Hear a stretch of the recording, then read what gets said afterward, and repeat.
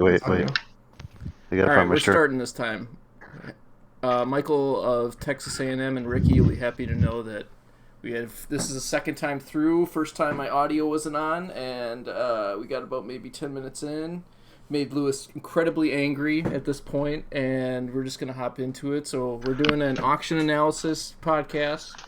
We're gonna talk about what we saw happening, what teams that we liked, what player prices that we liked, and then kind of touch base on what's next in the league. I'm joined by Lewis, Jake, Matt, and then hopefully in a few minutes we'll be our Andy's presence will grace us I to kind just of got really give graced some. by Jake What's that? Brennan. Jake got up. He's wearing gray sweatpants shorts, and I got distracted. Sorry. Jesus Christ! Those aren't even sweatpants, man. Yes, Those they are. Good They're sweat shorts. good thing people can't see Jake on screen right now. Oh, they can't see me right now. No, they can only see Okay. Lewis. Oh my god. I'm sorry. I apologize. If you could see what I see, you would understand why I reacted the way I reacted. You don't like my sweat shorts? Sweat shorts? That's what's going on?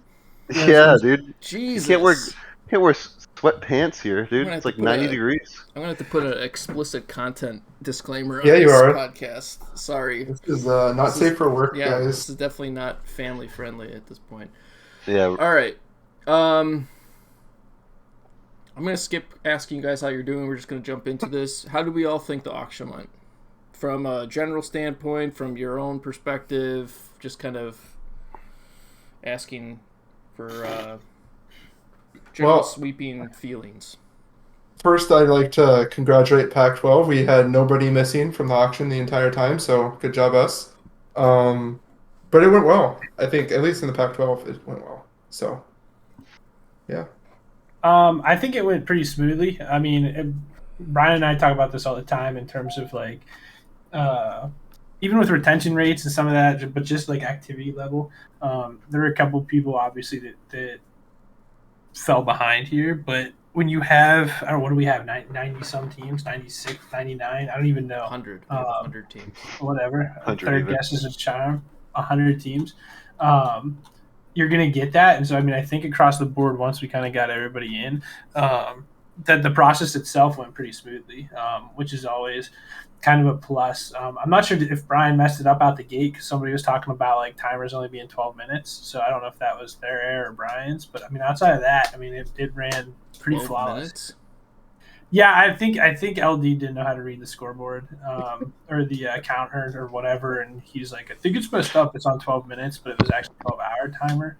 So, but I think outside of that little confusion, I think everybody else did a really good job. Everybody kind of knew what they were doing, and I don't think too many questions popped up in terms of like what's going on here, how do we do this, that kind of stuff. Which we fielded a lot of that stuff in the startup, like where do I even go to place the auction bid? That's true. We did have a lot more competency from knowing where to put things and kind of the proxy bidding. I think I maybe had a few people that were just not very familiar with it, and we kind of got that figured out. Not a lot of.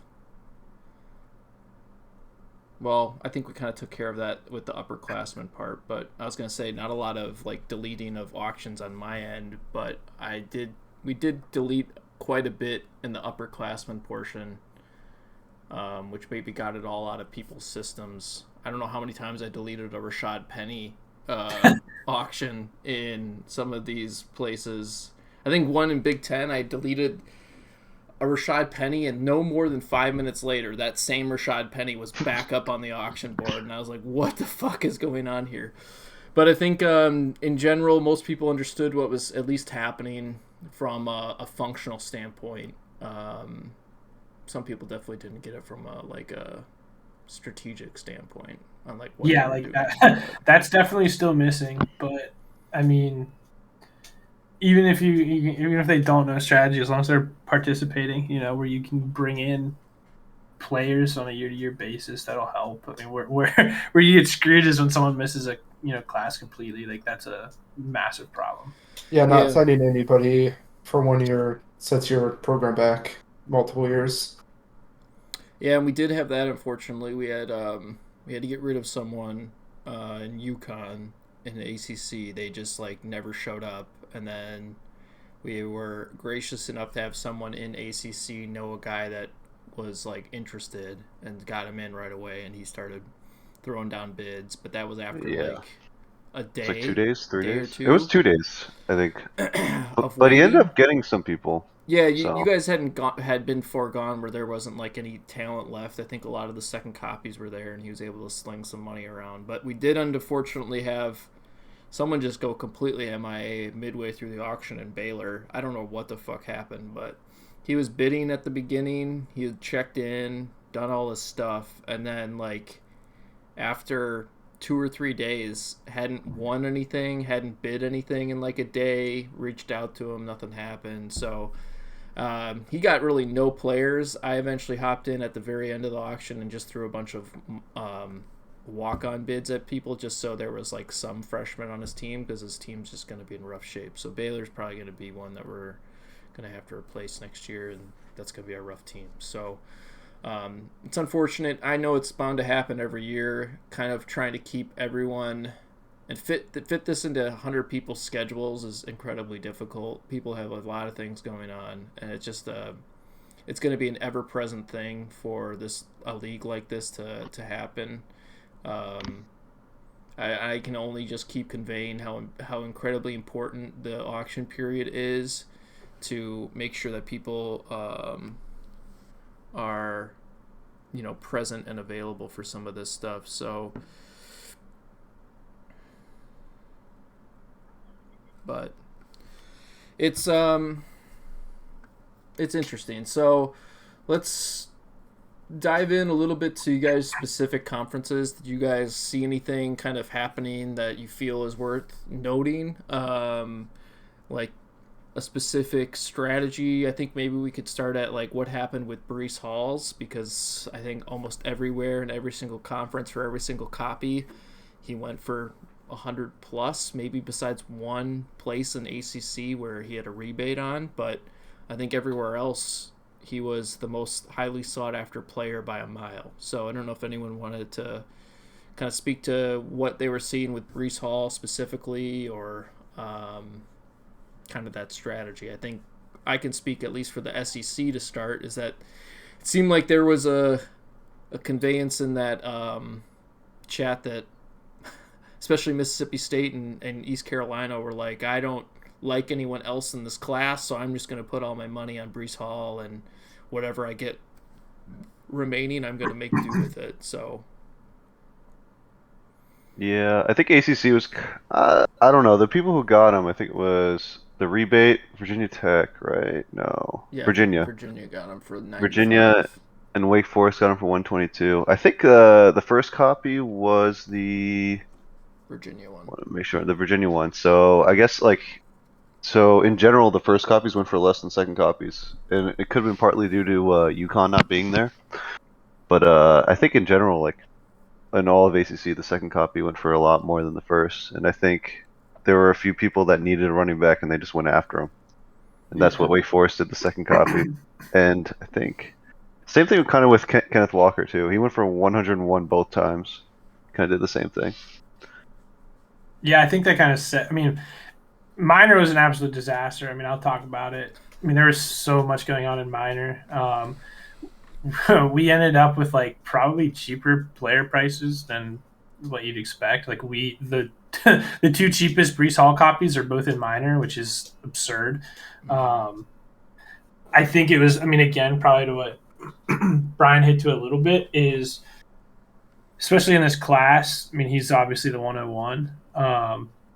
The wide receivers up there are kind of a mess in terms of landing spot. The quarterback's going to throw to him, and all that other stuff, which I think separated it. And so teams right out the rip, I think, just threw maybe not all their budget, because you got to be a little bit more stingy with money in minor, but like we're throwing up. I mean, there had to have been $100 bids off the rip, and then there's guys just slowly bid up, and I think teams were just kind of like at the beginning, at least, because I think Brees Hall was one of the first to come off the board for us. I'm trying to think, when did the auction start? It started May 31st at like 9 a.m. Yeah, so at like 9:40 p.m., 12 hours later, the Brees Hall came off the board.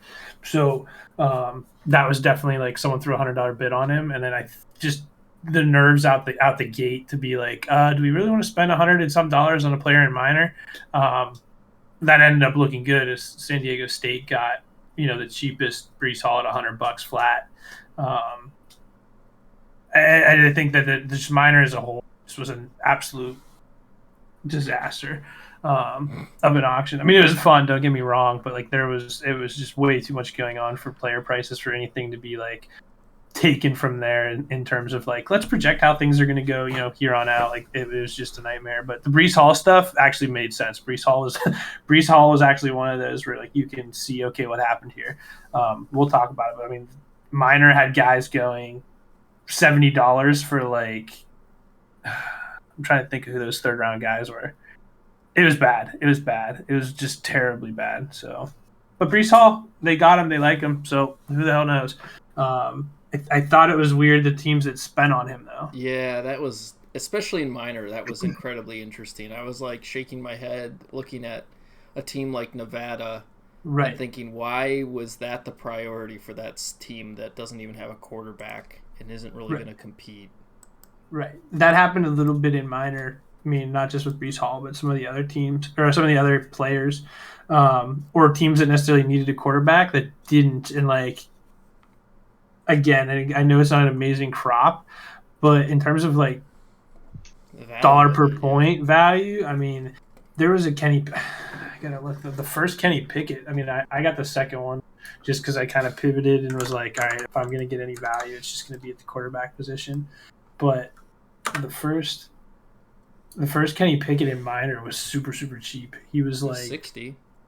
Yeah, but he was cheaper than that. I think Hawaii bid second, or had him and they reversed him. But like you and I talked about this in terms of like percentage of like Kenny Pickett is the guy, like he's going to play sooner out of this group. So in terms of where you're going to get value, I mean, you would see if this was any other class, the first overall quarterback, I mean, that's going to be $100, $100 something easily. So to get that, I mean, all of these guys that got it, I mean, even Iowa State at 77, all of those prices, I mean, that could easily be this time next year, those prices could be steals, just because of the production that you're going to get out of the quarterback position.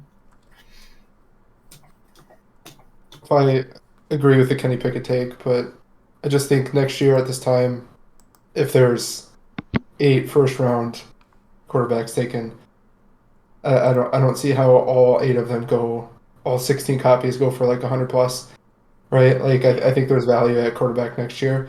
But that being said, I don't hate Pickett. I think getting him for relatively cheap is a good call, especially if you need a QB in the coming years. So, yeah. And then for the Pac-12, at least for Brees Hall, I was just looking at this. Sorry, so 131 and 124, not terrible. I will say that both copies of Brees Hall seemed like they're on the board. At least the first copy of Brees Hall seemed like it was on board forever. And then I was surprised because I thought Kenneth Walker was gonna get up above 100, and he never did on either copy, because I think both Kenneth Walkers were pretty much gone before Brees Hall the first copy of Brees Hall was gone. Yeah, I think for sure BYU was gone well before the even the first Brees Hall was even remotely close off the board, wasn't it? For Kenneth Walker, yeah, I think so. And that copy was 72 for Kenneth Walker, which is, I wasn't in the market for a running back at all, but I think that's a good deal for BYU. Anyways, yeah, I think, Lou, you also kind of hit it on the head. Like, Brees Hall's a 101. Like, the next... So 124 was the lowest copy of Brees Hall in the Pac-12, and then 89 for Drake London. And I think that just shows that people were willing to throw darts at the wide receivers and take whoever was cheaper, whereas Brees Hall just... I mean, he's your only option besides Kenneth Walker early at running back. And shout out to Utah. I think he had a really good auction. He adds Brees Hall to a team that's already pretty good in terms of starters. So he needed to do that, and I think... And he got Pickett for cheap. He also got, $37 for Pickett, I believe, which is crazy cheap. But yeah, he did really well with Brees Hall and then Pickett. I think that's essentially his draft class. So Yeah. In your guys' divisions, did you have, or conferences, or however this is split, did you guys have any impact in the upperclassmen auction? I So did not. I wasn't in it. But I think Big 12 had nothing. SEC ACC had had some nothing. stuff. ACC had ACC had a Tua and a Clyde Edwards-Helaire available. yeah. Big 12 had a Justin Fields copy, which was the only remotely valuable thing. And then the Big 10 had a few pieces out there. They had a David Montgomery, a Marquise Brown. They had another... I'm blanking. Damn it! There were a few pieces that came from Penn State, so there was a bit of transfer activity on that front from our group. So, which Damien definitely kinda Harris puts it out. for the Yeah. Big Ten. Yeah, they had Hollywood and Damien Harris and Montgomery. Yeah, so Minor had, and maybe I'll just talk about this now to get it out of the way, because this greatly affected Minor's auction on top of many things. But Minor had like DJ Shark for $14, DK Metcalf 51, Noah Fant 6, Gus Edwards was in there, AJ Brown for 38, Clyde Edwards-Helaire for 60. There's a couple random running backs, wide receivers for $5, $3. Trey Sermon was in there for 15. Daniel Jones at 31. Terry McLaurin went for 75. His original 2 years, last year in the startup, he went for cheaper than he did this year with 1 year left. And the worst part about it is I don't even know if New Mexico's good. I mean, they might be better than where they were last year. New Mexico's an interesting team to be spending $75 on. We'll leave it at that. It was just crazy. There's a couple other guys. Nick Westbrook for $5, Paris Campbell for $6. I don't think maybe all of them were transfers, but a good portion of those guys were all transfers, which was just insane. And then on top of that, that was essentially Hawaii's team. So Hawaii came in, basically dropped their whole team into the transfer portal. Practically doubled up their money. I mean, what did they have? $200? They almost ended up at 4 something, Brian. I think he had like 380. Yeah, they had about 220-ish because their team wasn't half bad last year, and they had a bunch of people graduate. But then, most of it came from Terry McLaurin, Metcalf, and Clyde Edwards-Helaire. But they had, I mean, if we want to dwell on this point a little more, they really didn't have much of a team. It was like those 5 guys and nothing else on that squad. Right, so I don't, because he graduated. So, I mean, he didn't really have a choice, and that's kind of gets into the strategy of it. So for those of you that have terrible teams, or I'm not advocating you drop your entire roster in the transfer portal, but don't forget about how strategic and valuable that can be. Hawaii again ended up with $380 some, which was more than anybody else. They had an opportunity. I thought he could have removed the entire team in this auction. The way it started, I thought he was going to, and then I think there was some poor execution stuff down the stretch that kind of threw him off a little bit with how some people were reacting to stuff. But there was a real possibility that he could have came out this draft or this auction with his team completely rebuilt. I still think he did very, very good. Don't get me wrong. But now he's probably still needs to do it, have a pretty good auction next year, and probably maybe a decent one the year following to get back into it. But if the cards bounce right, he could have had a pretty solid team built for next season. So I like the strategy, but then obviously that takes money. So It takes money away from teams because you have teams that spend all this money. So technically, people are bidding bidding less because there's less money out there. But then at the same time, you also have Hawaii that has just has more money now, a sack of gold to essentially get any player he wants. And so what happened in Minor off the rip was Hawaii was running the board. I thought he was going to get I thought he was going to get all these guys super, super cheap. He got a couple. I'm trying to think. Let me scroll up here and see if I can see who he won. He had some good prices on guys. He had David Bell for $34, which I thought was pretty good. He had Traylon Burks. I think he got the cheapest copy. I think he had him for $75. Yeah, he got the cheapest copy of Burks. I mean, no, he didn't. Yeah, he did. Well, I guess with the rebate, Taylor got a cheaper copy. Fuck Taylor. Jesus Christ. Taylor can suck an egg. Taylor got him for $82. But anyway, I mean off the rip, I mean he had some pretty good guys, and he was dominating the board too, which was kind of crazy. And then teams started to F with him a little bit. And I think if he held that strategy, like the Breece Hall strategy that we talked about earlier, like if he just went in and said, "Hey, I'm walking away," like that's all he had to do was say, "I'm walking away with Traylon Burks, I'm walking away with Drake London, I'm walking away with David Bell, I'm walking away with Kenny Pickett, and I'm walking away with Kenneth Walker," or whoever he wanted. He'd have been able to do that. Nobody would have been able to touch him because very early on in the mine, people were tentative to throw their cash around, and you see some pretty good deals. You also see some guys that snuck off the board. Like I think we had, I'm trying to think of who I thought kind of snuck off. Obviously, Burks could have been bumped a little bit.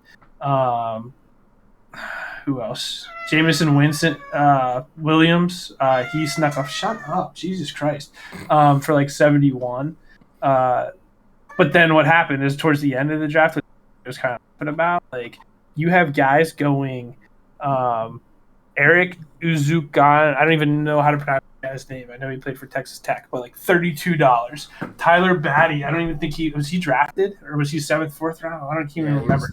He's drafted. 33. Our Calvin Austin the third copy, $52. Brian Robinson, running back for the Redskins, formerly of Alabama, $59. It just turned like Kyle Phillips. I don't even know who this guy is. $20. It just Justin Ross, $35. I mean, it was just these guys that Brooks. Oh, I got a Brooks. I almost read it. I was like, look at this idiot, Brooks Kennedy. I had $20-some left at the end. I threw $23 at an undrafted Brooks Kennedy.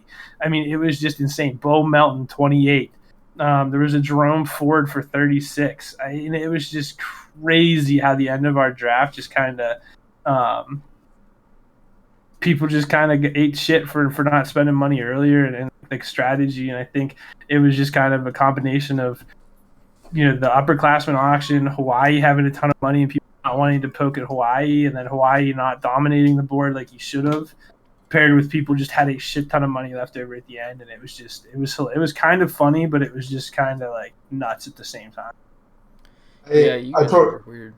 Yeah, the minor this year was crazy because of Hawaii, and I agree with you and disagree with you, Lou. Like, I think Hawaii did kind of a bad job dominating. Like you said, he could have, he did get Jameson Williams and Traylon Burks, which is great and for pretty cheap. But he could have gotten Kenneth Walker or Bell, or like he could have had probably the top 4 guys that he wanted. I don't know that he wanted to spend 82 on Sky Moore, for example. But then he also, I think, did a really good job in the fact that he avoided the end of the auction. Like, he did buy, I think, Jerome Ford for 36 is what I see. But yeah, he avoided the end of the auction where you're spending crazy amounts of money on basically nobody, right? Like, Jerome Ford for 36, not great. But when you started off with almost $400, like, only having 40 left at the end to basically waste is pretty good. So I think he could have maybe dominated a little bit more at the start, but I think he ended up doing pretty good overall. In terms, like, he has a pretty good class. Yeah, I mean, and I'm not gonna lie, his class. I mean, it's not, but it could have been. And the Sky Moore, I think, was our last like kind of big name. Yeah, I would imagine that's probably the last big name wide receiver. So he kind of thought he had to, instead of getting like a Wilson or somebody earlier, he probably could have gotten for about the same price. But yeah, right. And so I mean, I think that's kind of when you look at his roster. I mean, again, obviously anything is improvement on kind of what he walked into. And Brian and I said that, this time last year, we were like this, or at least I said it. this Hawaii team is going to be a problem because he drafted literally all seniors and all juniors and had no depth and no anything, not enough players. So I like the pieces, but again, like he could have walked out. Like if anything, like he doesn't have a quarterback, which means he's gonna have to go quarterback next year. He could have just taken that dart throw. I mean, like he took it. He took some weird. Like Matt Corral. He got him for. That's a good dart throw. Shut the fuck up. I actually do not too. not for. Well, 30, he did it for 22. he goes I thought it 31 was or going to be something. more than that. Yeah, he No. only got him for 22. I thought it was going to be more. He could have paired some of that together. Like he could have just taken that $22 and like the 36 on Jerome Ford, and he gets a Kenny Pickett, or he takes the Malik Willis, or like there's stuff like that. Like I think like he kind of at some point transitioned into like, oh, I want to chase bargains instead of chase players. And so when he started chasing bargains, he let some guys go off the board that he could have won. Like he ended up with Williams and Moore, but like and Burks. But at one point he had like Drake London. He like had the high bid on. He had the bid on, and he was really close to winning Drake London too. It was Drake London and somebody else. Like his class would have been pretty probably unbelievable. But then he just stopped. Like it seemed like people would bid him at the last second, and then at some point he just stopped. Like he was like, whatever, you have him. I think he made the decision like, oh, I'll just get the next copy. And then obviously you saw what happened kind of as Minor went later is people had money, and so he stopped chasing guys that were going for a ridiculous amount of money and was chasing deals essentially. And so I just think, I mean, again, it's a good class overall, but if you kind of were there and saw it unfold, what he was kind of had potentially, like he could, like I wish Taylor was, because Taylor and I talked about this. Again, overall, looking at it, great kind of, I mean, pretty good class, but like what it could have been had it just kind of had a little bit more like just go for it feel, because he could have had, I don't even know if I can go back and look. I know it was Drake London. I'm trying to think of who else. He was a high bidder on Kenny Pickett. So like that's what I mean. Like he could have walked away with all the guys that he had, minus the guys he got at the end. Like he could have walked away with Kenny Pickett, Drake London, the guys he won, and I swear there was one more, and I can't remember who it was. But like he would have been set at quarterback, pretty set at running back, and then obviously loaded at wide receiver. It just didn't kind of turn out that way, but obviously it's way better than what the team was, so you can't complain. Yeah. Can I ask this question, Lou, or your thoughts on this? So I've been like trying to think about how team construction happens in Minor versus how it happens in the Power 5 conferences, because it's different. There's more teams, there's more money. It just means that there's like this different atmosphere to kind of how you have to think of your team versus like what the three of us have to think of our team. And I've been trying to think of like, it almost feels like there has to be this cycle. Like you get 2 years to kind of, you need to build your team, and then you get like one really good year, and then it's kind of like you start back over. You get maybe 2 years to build, and there needs to be like this kind of cycle within the conference itself where there's just a few teams that percolate up to the top every single year. This is their shot. They have to go for it. They have to push in for like upperclassmen, or they need to be the ones spending a lot for Breece Hall to like put their entire chips on the table. And then the other teams are there to like recoup assets, like the Hawaiis. They're trying to like bring in a lot of players for as much value as they can to start that rebuild process. Do you kind of think that's similar when you look at your team, like as you're thinking about what your team looks like this season and then next season, how you kind of look at the auction? Yeah, no, I mean, that's what you kind of hit it. I mean, I'm sure you've caught on with what I'm doing. But my team played better last year than I thought it would be, which was just kind of funny. But obviously the first 2 years here, I'm just trying to collect. Like, I'm not going after any star-studded anything. I'm just trying to collect to get the structure of the team. And then with the idea of like, hey, if I'm good enough next year, I'll have enough depth. I've got, I don't know, 30 guys, I think. And of the 30, I don't think I'd have a problem starting at least 25 of them if I had to. So I have that depth there, and I with the idea of whether it's next year or the following year, I've got really solid depth that I can hammer out if I need to go after, an individual player like a Brees Hall, or I need to target a certain position. I can do that, and then my team doesn't lose that kind of step. I think where you lose the step is kind of exactly what you're talking about. Is we have teams here that aren't paying attention to that, and they're chasing the Brees Halls, or they're not chasing positions, or they're chasing. I mean, especially with the underclassmen, the teams that were bidding on these or not underclassmen, upperclassmen. The teams that were bidding on upperclassmen was just such a shock to me. I couldn't believe that Terry McLaurin going for 70 is nuts. Right, and I mean I just couldn't believe. Now some of it and that was the other team, or I think Buffalo. I think I gotta find him. Hold on. I think Buffalo, again, a solid team. Buffalo was the team to beat in minor last year, and obviously had a massive hole at quarterback because he have Lamar Jackson? No, he had Josh Allen last year. Okay, one of the two. I was gonna say it was one of the two he had, and so he has a massive hole at quarterback, and I was just shocked that he didn't throw money at quarterback. He used the Daniel Jones, but that's great. But he's gonna have the same problem next year. Whereas then he spent money on he got Garrett Wilson, which I thought great. The guy that's loaded with wide receivers got another one. But beyond that, I don't see a need for him to get Alec Pierce and Justin Ross and Rashad White. I just didn't understand that. He could have literally just spent on a quarterback again of Malik Willis. It doesn't have to be Kenny Pickett, but Kenny Pickett's the obvious one. But there's just so many teams that didn't do that, which drove me insane. But I think you have to, because you're going to see teams fall off. There are a couple of teams, somebody ranked them, and if they didn't post it in the general chat, I did. Yeah, you should do that so everybody could see it.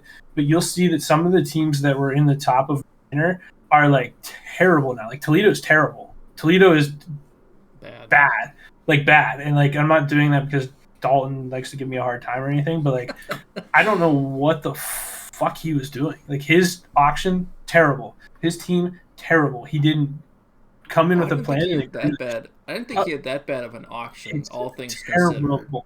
But his team is in bad shape for sure. His team is terrible. His strategy was to bid when because he was not there very often. His strategy was when he showed up, anybody that I was a high bidder on, he reset. That was his strategy. And then he is stuck with guys he got stuck like Jalen Weidermeyer. Brian and I talked about this. This was my debut. Only got $1. It's only $1. Yeah, it's only $1, but he took him because I bid him up, or I auctioned him up. He shouldn't have gone for any dollars. He should have been $0. And because I did this twice, and this is what's fascinating about minor. There's only 1, 2, 3, 4, 5 copies of him in the league that are owned. 3 are for $0. 1 is Toledo's $1 bid because he took him from me, and I just put him there to see. And then the other copy, they did the same thing, but they drove it up to $16. It's insane. There was no reason for that guy to be bid on, and they were just bidding on him because it was me. So Toledo took that strategy kind of a little too far, and I think it hurt his team. He also wasn't there ever presently, but it is, to answer your question, yes, way harder you have a very short window here, whereas you'll see teams, and I'll use the NCFF as kind of a reference point, and I'll use Hawaii here. His team in NCFF, Oklahoma State, just is so solidly built that he has the luxury of just recycling talent, and he can stay good for a really, really long time. And I would imagine that there are going to be a couple teams here that figure that out. I think, was it Utah?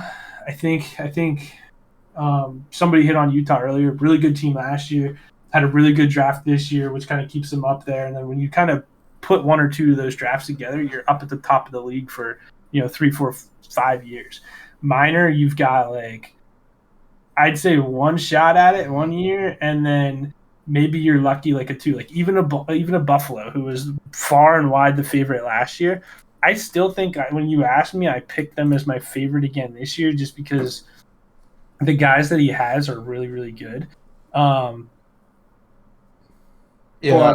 at the wide receiver position, but he took that step down at quarterback, which like he could fall into the middle of a pack team, which is like, 5th, 6th in the minor, which is not going to get you in the top.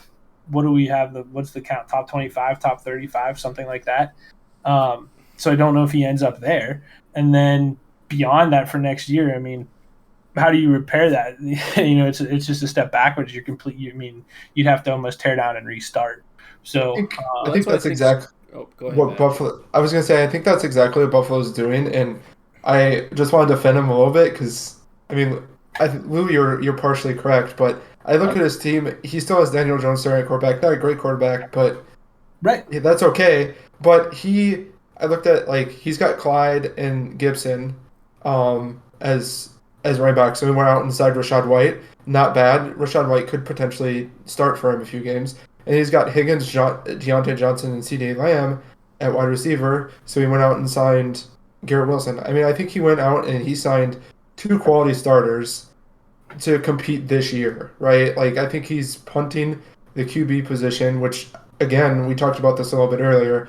We could have like 8 QBs drafted in the first round. I think this is the year to punt if you're going to punt at QB, right? Has that ever happened? Have we ever had 8 in the first round? I have no idea, No, but the, like, the most we've ever had is like 5.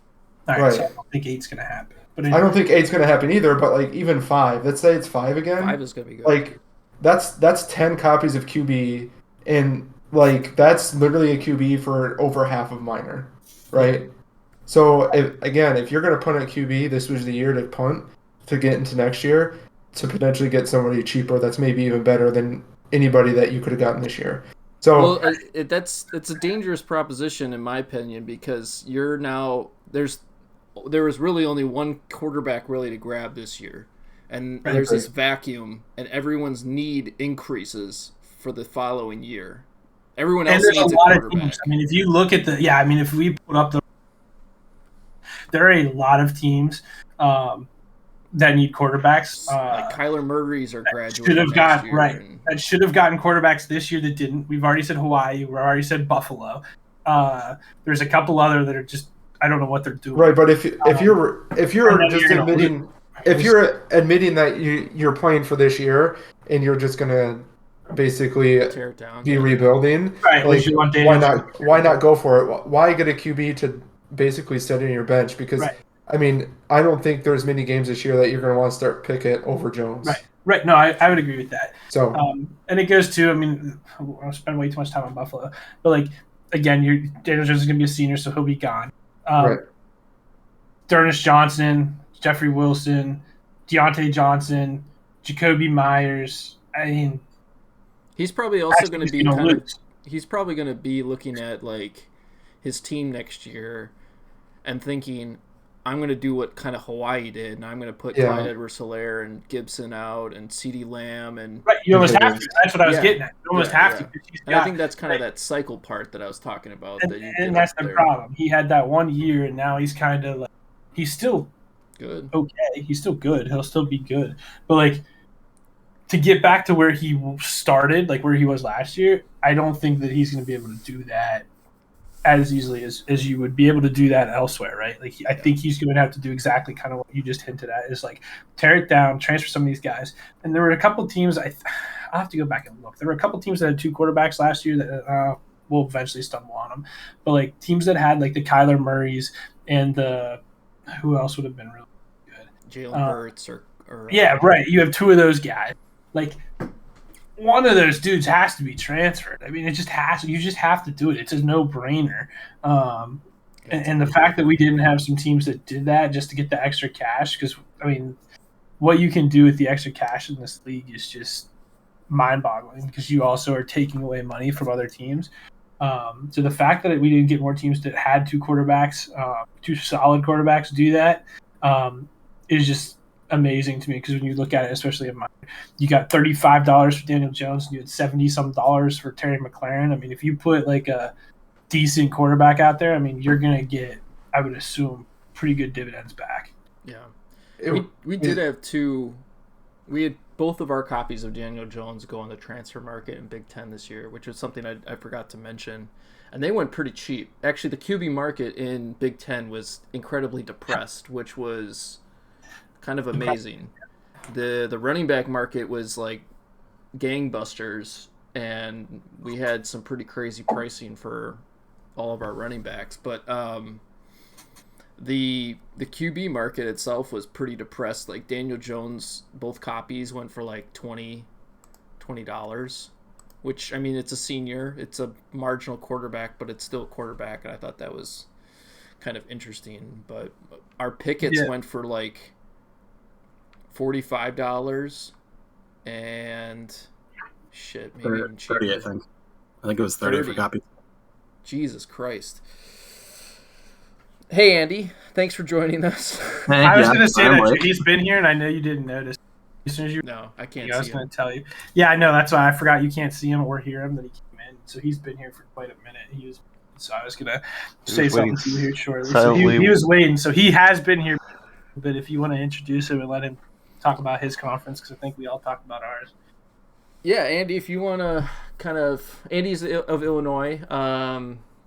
Andy, do you want to talk a little bit about what you saw at Big Ten? Because we've been kind of just rolling through a few of the conferences. And yeah, sure. I don't mean to like just come in and put a pin in everything, but yeah, we talked about Minor too much. Stroked Lou's ego a little too much. Yeah, he just walked out. But if we can at least say no, he likes to talk a lot about his minor conference. Anyways, Andy, go for it. Yeah. Hello. First of all, good to be here. And again, sorry I'm late. But yeah, as I guess we'll start with like quarterbacks, as Brian was touching on. So Big Ten, Brian and I had a lot of conversations during the recruiting process because it was a lot of interesting things across conferences, of course. But in Big Ten, it seemed like I know Lewis just kind of grandstanded about more of like roster building as the driving factor for how to run your auction. For us, it seemed like Big Ten was more all about like talent evaluation. It was like no one's going to overspend on a quarterback if no one thinks that quarterback is good, right? But I think as a whole, like, yes, there's only one quarterback that's a surefire bet to actually play NFL games in this rookie class. But, you know, if not enough people thought he was very talented, then the price didn't go up. And you see that with like a lot of the players too. So like anyone that was starting caliber, like we were getting very quickly up into the hundreds with the Breece Hall copy. We saw a couple of wide receivers come close to that $100 mark. And yeah, just basically the top end players ended up going for top end prices. And that happened all very quickly. That was day one, day two stuff.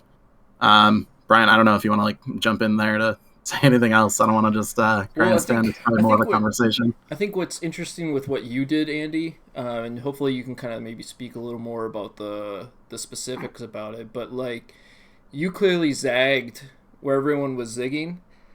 You know, like everyone was pushing up to this apron of like $100 or like $90 for like the top quality players, but you kind of at the beginning of the auction took some of that lesser talent and kind of caught the swell and went in the other direction to kind of cash in a little bit better. And I think that was indicative of like kind of some of, you know, you were able to grab like 4 really good quality players and then come back around while you still had that money to still get a really high quality guy when the prices were kind of just staying stable. I think once we kind of established that high end price, it's pretty easy to forecast, okay, if I just push up to $80, $90, it's a pretty safe bet that if I'm comfortable paying that, I'm most likely going to get my guy. There were a few exceptions where, you know, someone got reset and it kind of meant something quirky was about to happen where the board kind of shuffled a little bit. I think we saw that with like Kenneth Walker's and James Cook's, but the running back market was a very weird thing in our conference. But I think what you did was interesting. I think there was another one that kind of followed suit. I think that was Nebraska. Nebraska did something very similar where they were going after like Alex Pierce's and other types of players that were at the time not really had a lot of focus on it because I think a lot of the quality players were the highlight of what was going on. But in the end, I think that made their team stronger from a depth perspective more than anything. So I don't know if you want to speak to kind of what you were thinking.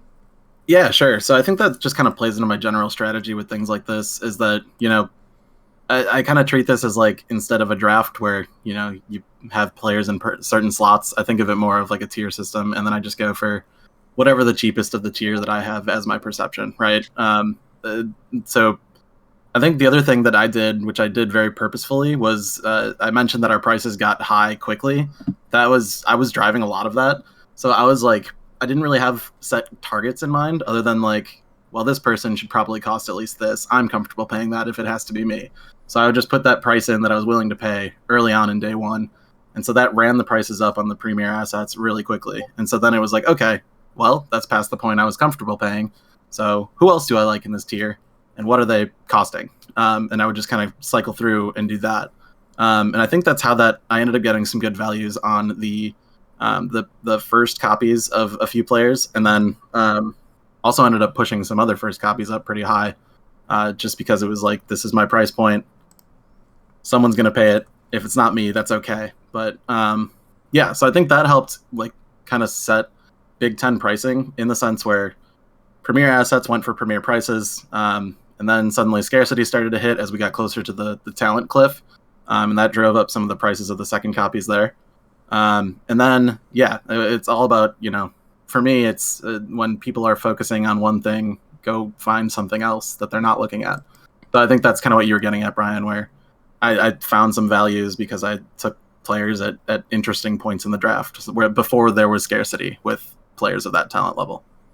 Yeah, and I think for a lot of aspects, it seemed like, and I correct me if I'm wrong, but you didn't really dip into the running back market too much, did you? You weren't really bidding out besides maybe like some initial bids. You weren't really insistent on any running back being grabbed. I think you got Rachaad White, but that was like before the interest level on those guys. There were still Breece Halls and Kenneth Walkers and James Cooks on the board and available. And I think you took advantage of that sooner than what the second copy went for. I forgot what the second one went for. And I think that also plays into what maybe I'm just projecting my own opinions onto the entire conferences, but that comes down to my talent evaluation, right? Like, it felt like Breece Hall deserved to go for potentially 75% of a budget, so push him there. Otherwise, there's legitimate question marks with the rest of the running backs, and then there's tiers from there. And then, as I mentioned, I'm just like too high on Rachaad White. So while the people were fighting over Kenneth Walker, James Cook, I kind of see Rachaad White in that tier. So I was putting similar sized bids on him, but people did not evaluate the same way. Yeah. So I ended up getting him for a budget price because everyone was like, well, if I'm going to pay this much, I'm going to pay for Kenneth Walker or James Cook. So that just happens to be where, my valuation of a player is higher than the consensus. And so therefore, I treat him as if he's supposed to be there around the same time and around the same price. And therefore I'm first to the punch, I guess. Yeah. One team I'll highlight I thought was interesting was Penn State. So they were the ones that were putting more into the transfer market. I think he had a misstep where he was assuming he was going to be able to redshirt some upperclassmen, and once we told him that was not the case, Damian kind of quickly realized, like, oh shit, I fucked up this thought process to some degree. But I think he still walked away with a pretty decent class with Jameson Williams and Olave. I think his Ross and Corral copies were suitably priced. He did reach on James Cook, but I think at that point in the auction, that was about, I think, the last copy of really any running back worth its salt. So I think he was interesting as well. Michigan State, unfortunately, I was hoping to look up his proxy, but he only grabbed one player, and we already know this guy is going to be vacant next year. He kind of announced that this was a league that was too much. So gracious enough that he was at least willing to put down something on a notable asset. But I think overall we had a really competitive auction. People seemed like they were aggressive bidding. We had a few mentions of like, oh shit, I forgot there's a second copy of these players maybe up front. Like Michigan made that statement, which I think was interesting because, we saw some disparity between the startup when we saw a lot of cheaper second copies almost uniformly throughout the entire startup, and then this one I don't think we saw nearly as cheap of copies. I think Joey and I were talking about this a little bit. It seemed like once the first copy's price was established, people were pretty comfortable like going up to that price almost uniformly, and if it made it that high then that's fine, but it seemed like there was a lot of referencing to what the previous price was before what that second copy was going to go for. And then if there was like scarcity in the other positions, that kind of drove them higher than what the first price was. And there was a little bit more nuance to that than I think what we saw in the startup. Yeah, I think if we're going through like using like the elite tier as an example, I think the first copies that got claimed early, they went for, you know, there was some timidness to being willing to part with your money, right? So some of those ended up being values compared to the second copy. And I think the second copies of the elite players that got cycled late are the ones that happened to go for significantly more than copy one. I think we had a Treylon Burks, a Drake London, and a Kenneth Moore, maybe. No, I think it was the James Cook that you referenced earlier. Those seem to be like right before the big tier break, as consensus is, I suppose. And so that's why those prices went up, because people realized like, oh crap, I need to get a dude. Like I can get 3 or 4 like guys that could be good, but I need to get like my solid rock, who's my marquee player for this recruiting auction. And so yeah, once those players started to run out, like the prices of the second copy of those guys who just happened to be latest, I think those are how those shot up in price. Yeah, because I remember specifically you and I were like trying to dodge Iowa, Minnesota, Penn State, because they had just a swath of money, and you and I could just see it coming that we did not want to be in dogfights with them for like scraps. And so we were trying to spend. Yeah. You were putting like $88 on Wilson because you could see the writing on the wall. I was willing to go heavy on Kenneth Walker because I saw the writing on the wall. And I think that those end up being like important points in an auction where we were making reference in the minor where they saw this upswell and just spending because they had a glut of money that they just needed to get rid of. Otherwise it was a waste. Or Hawaii had a bunch of money that was kind of wasted, and if they had used it earlier, they might have had a better auction. And I think Big Ten definitely was insistent on using every single dollar that they possibly could when they could. There wasn't really like a lot of sitting down and waiting for money where these prices were. I think we just sufficiently kept things pretty consistent. And like you and I definitely could see the writing on the wall and put money at the points where we needed to. Not necessarily like we were getting crazy deals, but it definitely was reflective on what we could get. Yeah, and I think that was a conscious choice by a number of people in the conference, right? Was that making sure that players went for prices that made sense. Like I know I mentioned I was willing to spend big early on in like day one on the big guys just to make sure that we weren't caught at the end with a bunch of money fighting over scraps, right? Because no one wants to do that. That's not fun. Oh, yeah, it is. It was a blast. I think a lot of that too hits on kind of what you guys talking about, but like the proxy bid itself. Like, I was shocked how many teams in the minor, and again, I don't know why, but like still don't use the proxy bid. Like there were guys that were getting reset. You know, they're $1 off or $5 off of like what it just got reset on. Like, you know, usually you can kind of how. Stated earlier, you put guys in a tier and go, okay, this is like a 75% of the budget tier. This is a 50% of the budget tier. Like, I'm okay with anybody in this tier. That doesn't happen in the minor for whatever reason. It seems to be like 2 guys fall in love with the same dude and they forget that there's another copy of him and then they just bid on him. Like, it happened with, again, and I wish Taylor was here. I think it was like, it was either Wandale Robinson or it was John Mechie. I can't remember. I think it was John Mechie. Now I got to look.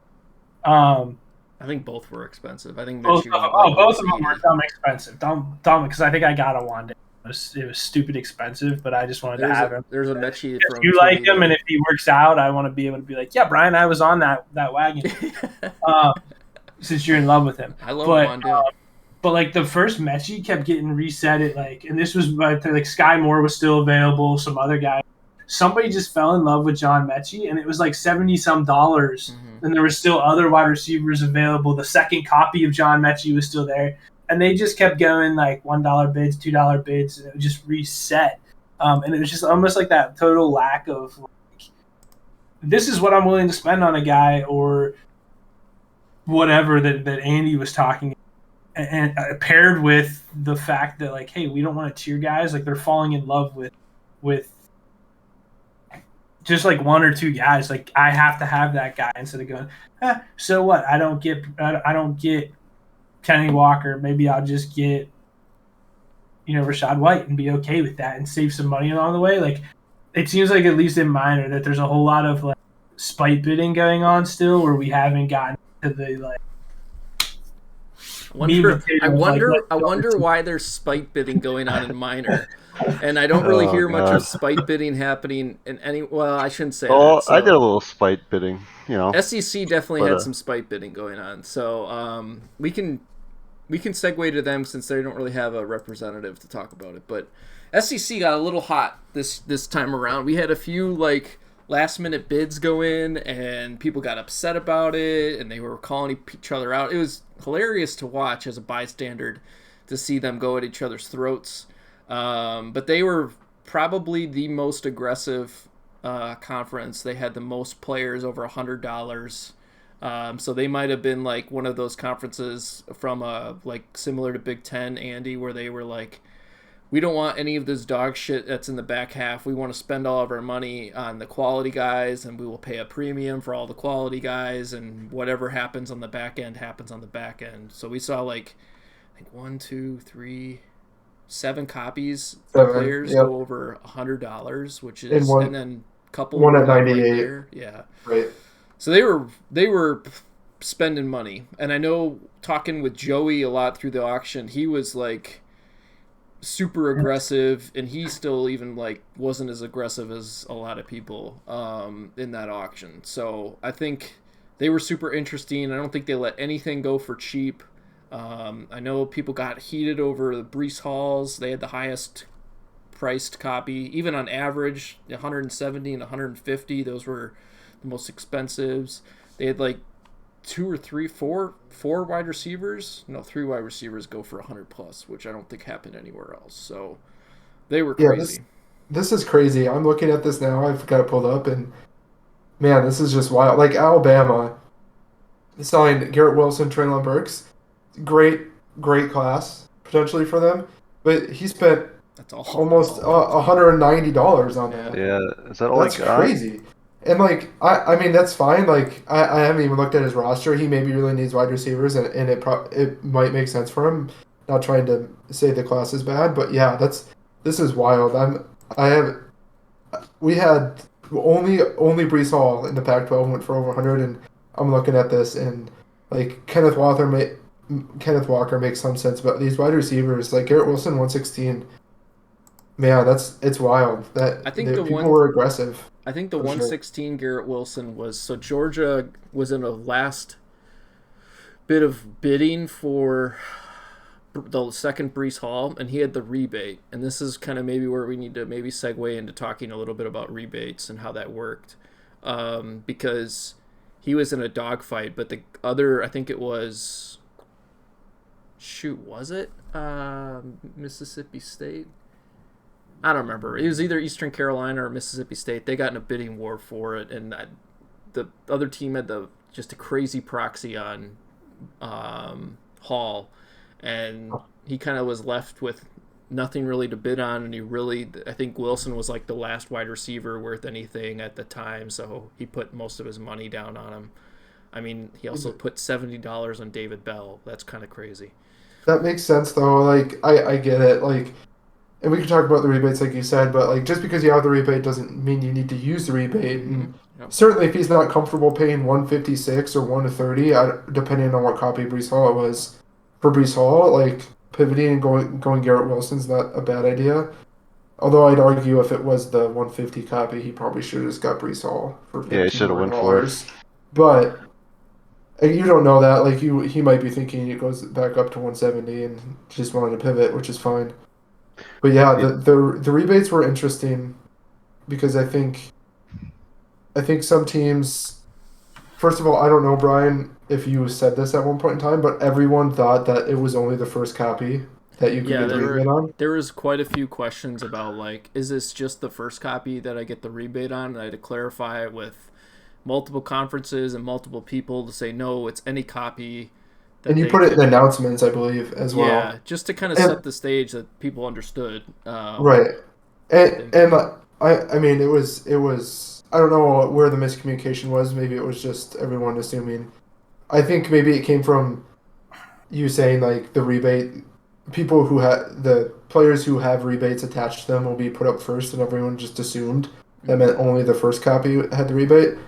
But yeah, I think there is some interesting strategy with the rebates, just because, like I said, you don't have to get the person, and as well as like if you're going after Brees Hall and you know somebody you're bidding against has a rebate, are you pushing them a little bit further to force them to pay a little extra money because you think they're gonna have $20 more on their bid, or do you not do that, right? Like you don't want to get stuck with somebody you don't want for Yeah. some So there's dollars. so I've thought of this in a few ways. One, I thought of Lou's situation with Jalen Werdemeyer, where it almost essentially acted as a poison pill.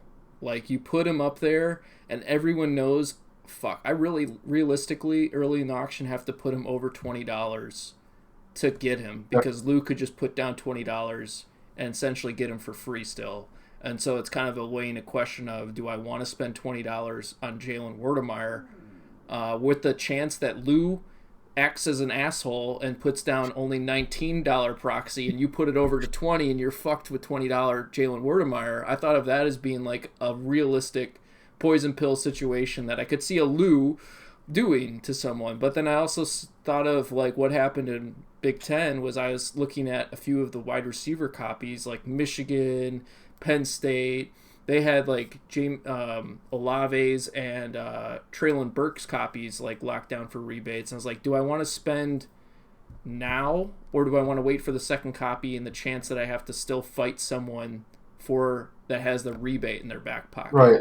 And I didn't know if I wanted to do that or not. It was kind of a hard question. In the ACC, it was so in the ACC, it felt like everybody who had the rebate. I don't know if people were a little confused about it or not, but they didn't really go after the copies with the rebate. Like Clemson, who got Drake London for, I think it was a $70 for a $20 rebate, got $50 for Drake London, and that's like, it might be one of the cheapest copies there. Yep. And then I got Malik Willis right when I got him for $20. I mean, he's not that great, but like all of the but I got him for 20, so that's kind of, I mean, it was kind of a deal. But like it felt like all of the rebate players came off right away, and I don't think anybody really wanted to go after them because of what Brian, what you were saying. Like I think they just felt like it was like unattainable for them to even try to go after them, or they just didn't really understand it. I don't really know what happened. Yeah, well, I think it allows teams that have the rebate to go obviously higher on the proxy, and it makes it a little out the gate, makes it a little bit daunting to go up against that. It's something Brian and I talked to Brian about it because we got the rebate idea from a different league, and we can plug them. We can plug them. They know it exists. NFLU.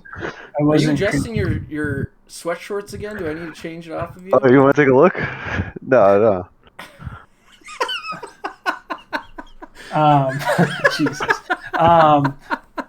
So we got that from there, and I wasn't crazy about the idea. I mean, it's not super important there, and I think it was one of the things I said to Brian. I was like, "Oh shit, I misread this rebate thing. It's highly important," because I took a shot at somebody trying to essentially get a free player. Like I was trying to get somebody that I thought project that out, and I was like, okay, if I can get him, if he's this the second tight end in the class, which is kind of where I had him. Obviously, that didn't happen. $20, I'd get him for free. It's essentially that's how I went up, instead of just grabbing somebody better and just taking a $20 rebate. But yeah, I think that rebate is something that probably people are going to pay way more attention to moving forward. For the exact reasons that Jake said. Hey, you got a $50 Drake London. I mean, that's massive. That's massive, yeah. Out the gate, and then obviously you do get the poison pill. I didn't think poison pill out the gate. Like I just threw up Jalen Weidemeyer just to, I don't know, see if anybody just to waste somebody, like put him on somebody's roster, and then when they bid, I don't know, somebody bid on him like a couple dollars or something, and I was like, what the fuck is going on? So then I bid, and then they bid back, so I dumped him. I got him up. I am not getting stuck with him. Even if it's for free, I didn't want him on my roster. And So I stopped it. Jesus. I stopped at $15, and then somebody went 16, and I went sold. Have a nice day, and then he got shipped off for $16. I think that was Ball State. But If you're putting Absolutely. $16 on Jalen Weidermeyer, like you kind of deserve that, right? right, but that's what I mean. And I was like, have a nice day. That's how I took it too. That's Like, the poison pill. And then I tried to get towards the end. I think it was Dalton. I was going to try to get Dalton to do the same thing, but Dalton started to piss me off, and I was like, he may be just trying to piss me off to stick me back with Wildfire, so I wasn't going to touch it because that was the point where he was just resetting every player I had. So I just let it go, but I was going to do the same thing at the end of the draft. I should have in retrospect because I wasted $30 on Kennedy Brooks when I could have just taken Weidermeyer if I didn't get to stick him on Dalton. that was in terms of like the poison pill. My strategy was always like, if it's not worth $20, I'm not even touching it. Right? Like if somebody else happens to have the rebate, like maybe Spencer Rattler or like Justin Ross is probably the best example in the Pac-12. Like I don't like I saw. I think Oregon State probably actually got him and he had the rebate. But I wasn't gonna bid to $20 because like I don't want him on my roster for $20. And Oregon State doesn't matter if I bid to 10 or to 20, right? Like he's gonna get him for free either way. So I'm staying away from it. I don't need to. It doesn't matter for him if it's at 10 or 20 because he's getting it for free. So that was the strategy I took when bidding against it. But then for me, like I had Garrett Wilson, first copy. I think I was talking to Jake when it was happening. Was going for like 80 something, and I was trying to get him, and then I was like, well, maybe I'll just let it be and get the second copy, and I got lucky. I think first copy went like I'd have to look quickly, but I think it went for like 85 or something. But I got second copy for 71, which means I ultimately got him for 81, right? Like, which is crazy with the rebate. Yeah, 83 and then 51. Yeah. So I lucked out, but I don't know if that happened to everyone in the Pac-12 in terms of rebates. I haven't looked that closely. I think there was a high likelihood. I think almost every single conference had, with some exceptions, but like some teams didn't have a rebate. Like I didn't have a rebate because my guy didn't declare. Some people, like the Brees Halls, were far and away the harder rebate to secure because of how aggressive everyone was. I think there was only like two Brees Hall copies that went for the rebate. I think it was SMU and Virginia. I think that's correct. I don't think Minor had a... It's an interesting stat. No, I don't think Minor did. No, Central Michigan. So, like, that's a little bit different. So if you end up getting like a really high profile guy that's above and beyond like a Brees Hall or a Saquon Barkley type player where they're like the standalone favorite for the auction, it's kind of like you now have a target on your back and you have to be even more aggressive if you want to secure that rebate, because it doesn't act the same as like some of these Garrett Wilson, Treylon Burke players that were able to secure a player, but they ended up having a rebate, or they acted as a deterrent or a poison pill like Lou and Werdemeyer, or Justin Ross with Oregon State, where you can kind of like put them out there, know you could put $20 safely down and no one's really should feasibly touch you. And if not, thank you, have a nice day, as Lou's put it, kind of thing. So I think it's going to be interesting. We'll talk more about the changes to that rule this next season because it changes a little bit different, and hopefully expounds just a little bit more of like strategic implementation of how you use that, given that we're expanding it a little. But I don't want to lose sight of Matt. Do you want to speak at all a little bit more about your conference, since we're kind of still talking about it? Sure. We haven't really touched it too much. Yeah, I can, and I talked about this a little bit earlier about like the Bryce Halls were, the first one was really slow, which was interesting.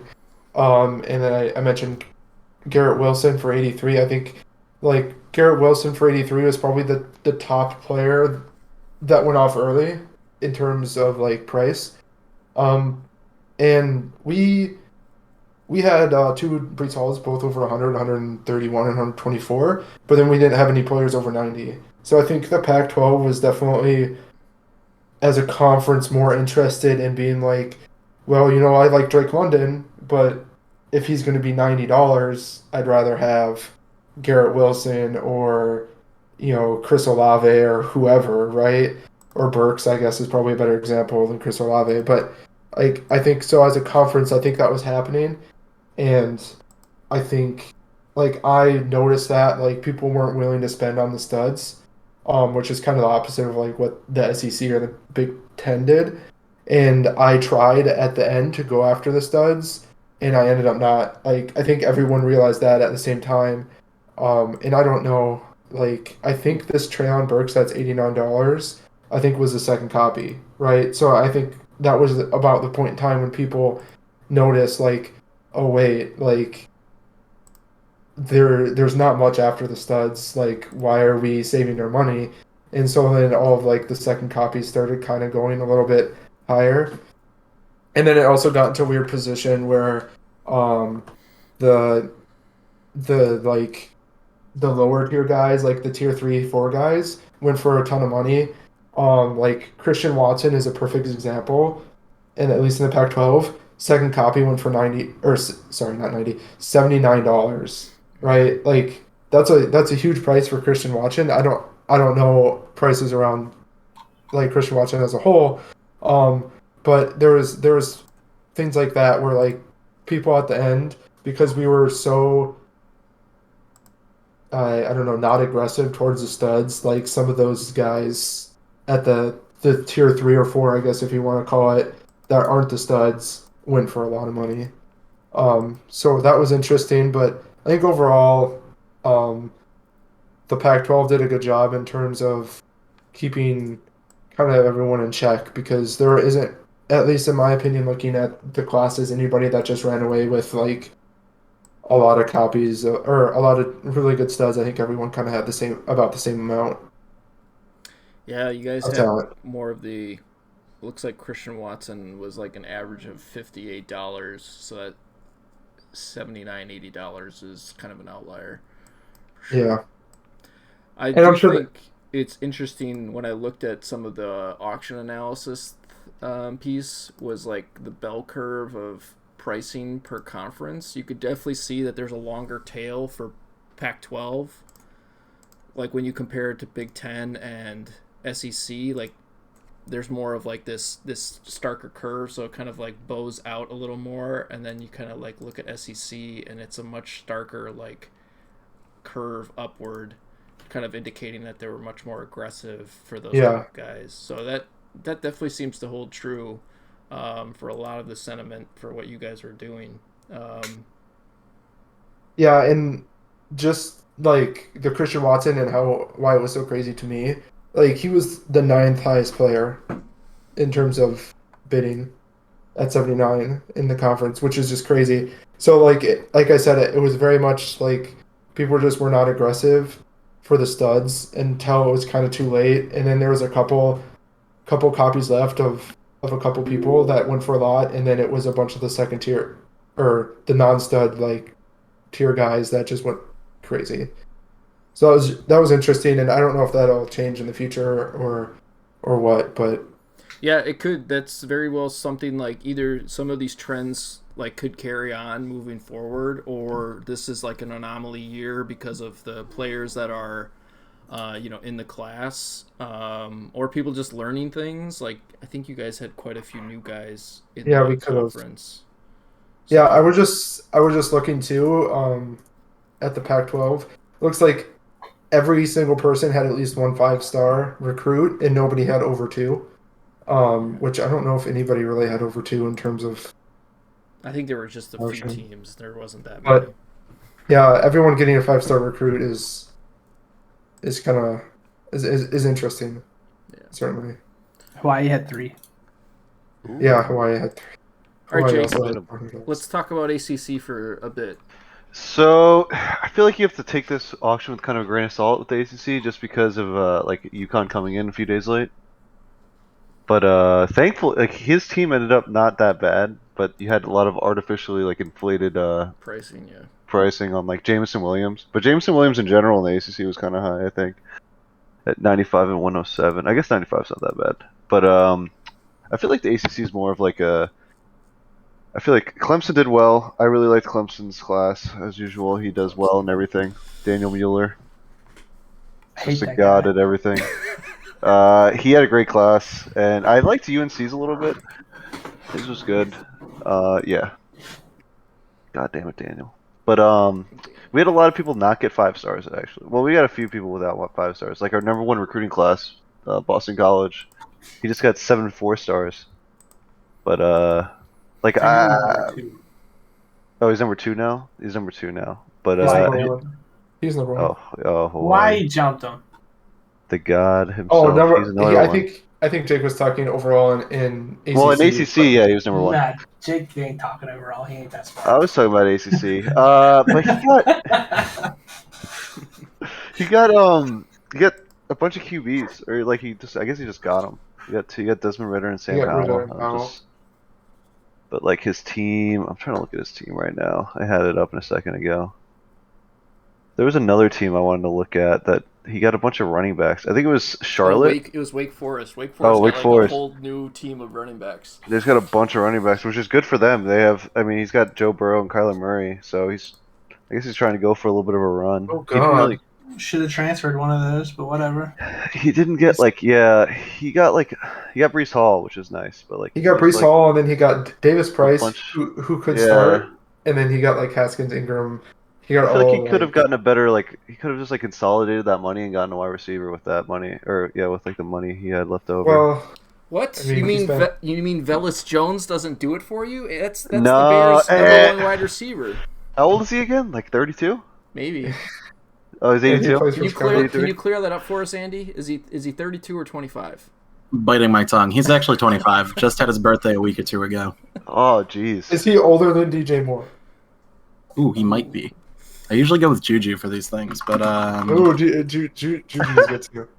he is. Ooh, might be around the same age as DJ Moore. Hold on. Jesus. DJ Moore is April 14th, Uh-oh. 1997. Oh, he's Sorry. older than DJ Moore. He is. Wow. Oh, he's younger by less than a month. Oh, he's younger. You're right. God. Sorry. Oh, jeez.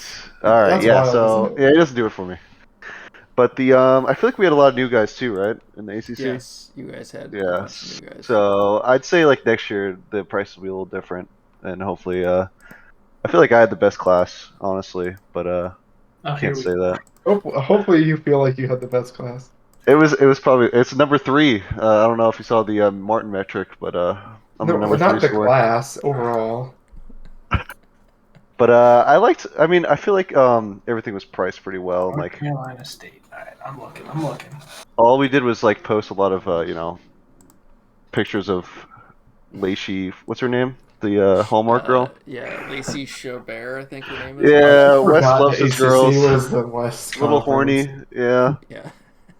When We Wes got was in UNC. I liked UNC's team too. So those were the only shout outs I had. Oh, I had a Pitt. They just got 2 5-stars and that's it. Yeah, which he was- he spent on those guys, and then essentially went with like a bunch of upperclassmen for the rest of his class. I think he just wanted some top end talent. Yeah, which works out for him because I think he's got a decent team. So, but yeah, that's pretty much it for the ACC. We didn't have anything that crazy. I tried to get Jameson Williams a second copy, and it kind of got screwed because that's when UConn came in and just like destroyed my entire strategy there. Yeah, that and James Cook, I think, when he got him too, because he was going for lower. Yeah, But yeah. I wanted Williams. Williams is my, Yeah, he's gonna be good. He's gonna be. So- I think he's gonna be really good. but it just didn't work out. No, you're just good. I just went.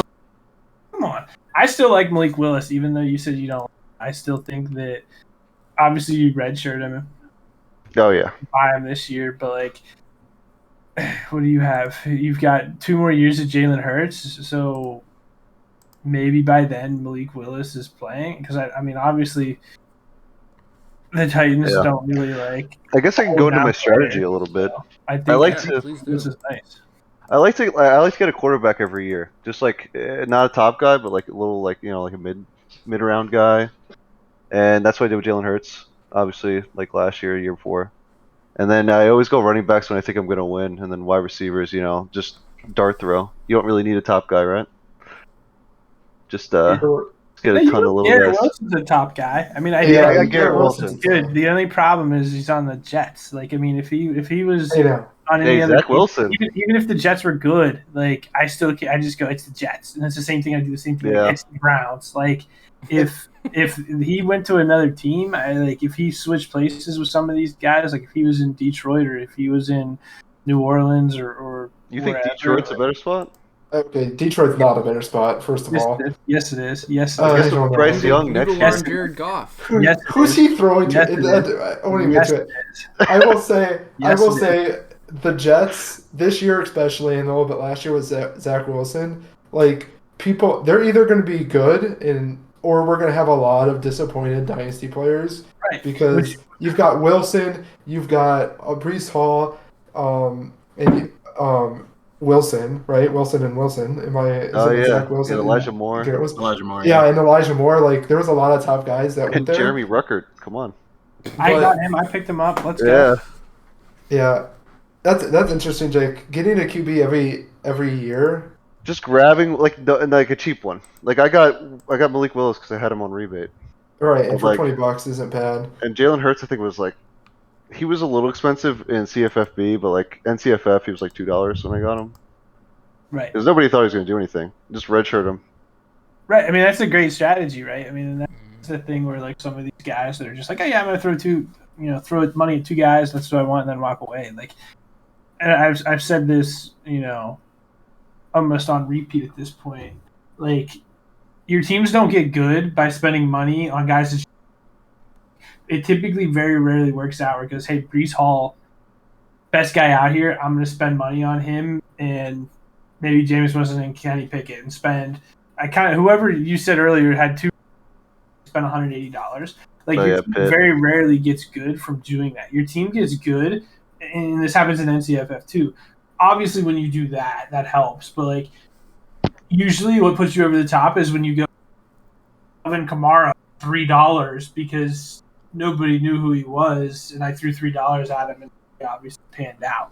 So that's usually, or the same thing. Like I had Dak Prescott, in NCFF.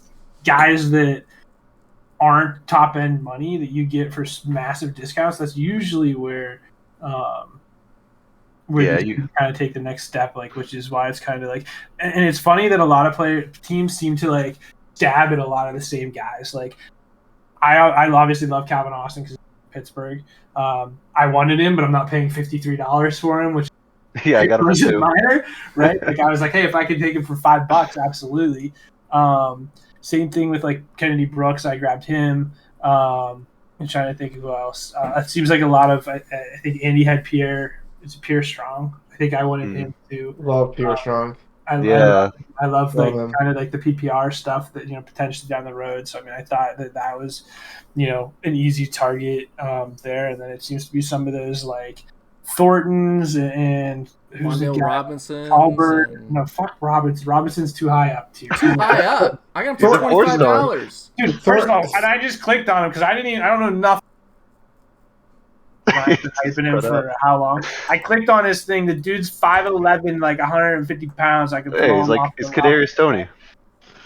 And No, that was his height. They built him comparing in him to college. Tavon Austin, and I just spent $50-some on a Tavon Austin. He's going to return punts and not do anything Well, else. that's because you're bad at auctioning. I got him for $25, and I feel very comfortable with that price. Yeah, I it's crazy. that's it. It's I don't know. Like I agree. To a certain extent, you kind of have to get lucky on those guys at the end of the draft that you're spending. In this case, like the 10 to 20 maybe. But Yeah. I always look at the auctions like I need to come out of this auction getting like at least 2+ starters every year, right? Because how many do we start in this league? 8. It's 8. 8.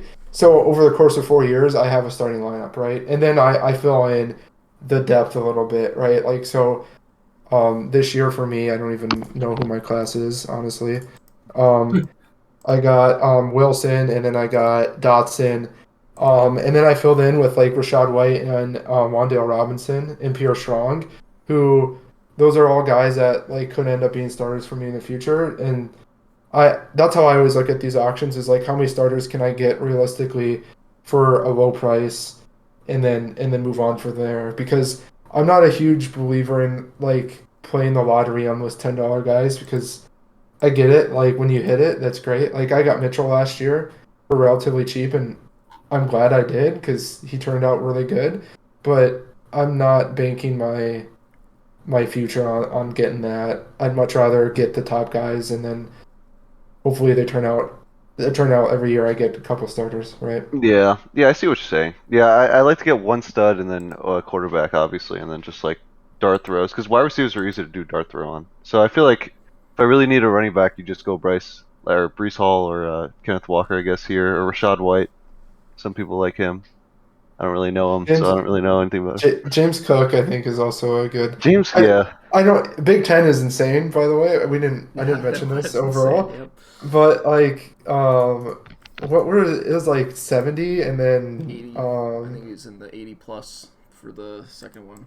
89. 89, yeah. That's nuts. And for then I who? looked James at Cook? yeah, for James Cook, and I looked at Andy. You signed White for like 30 something, half the 35. price. I'll take Rashad White 10 out of 10 times. Yeah, But yeah, I do like James Cook overall. yeah, Um, you're a big believer in him. I am. I think he takes over for Singletary, and it's not like Zach Moss is He's better than any Singletary, I anything. think. Yeah, Yeah, Singletary sucks. Yeah, mean, Singletary was a guy in NCFF that I think I grabbed in the startup for like $2, and I've somehow he's just gotten there. almost 4 years of starting from him. I never would have guessed that, but anyways, All right, let's shift to the last conference we haven't really spoke of because no one's really here to represent them. And it's Big 12. So Big 12, we mentioned a little bit earlier. Baylor kind of was a no-show, so they kind of influenced a lot of what was going on.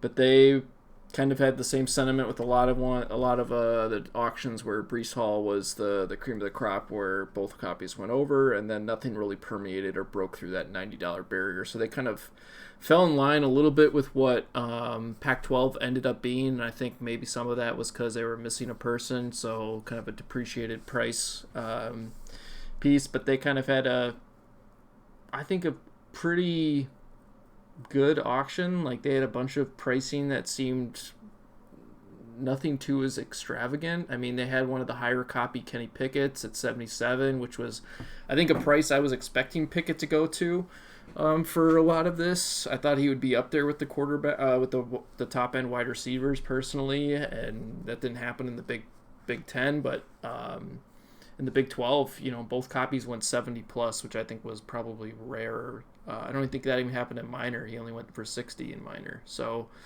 I think that was probably the most interesting take, that I thought the QB market in Big 12 was a little more normal in my perspective than others.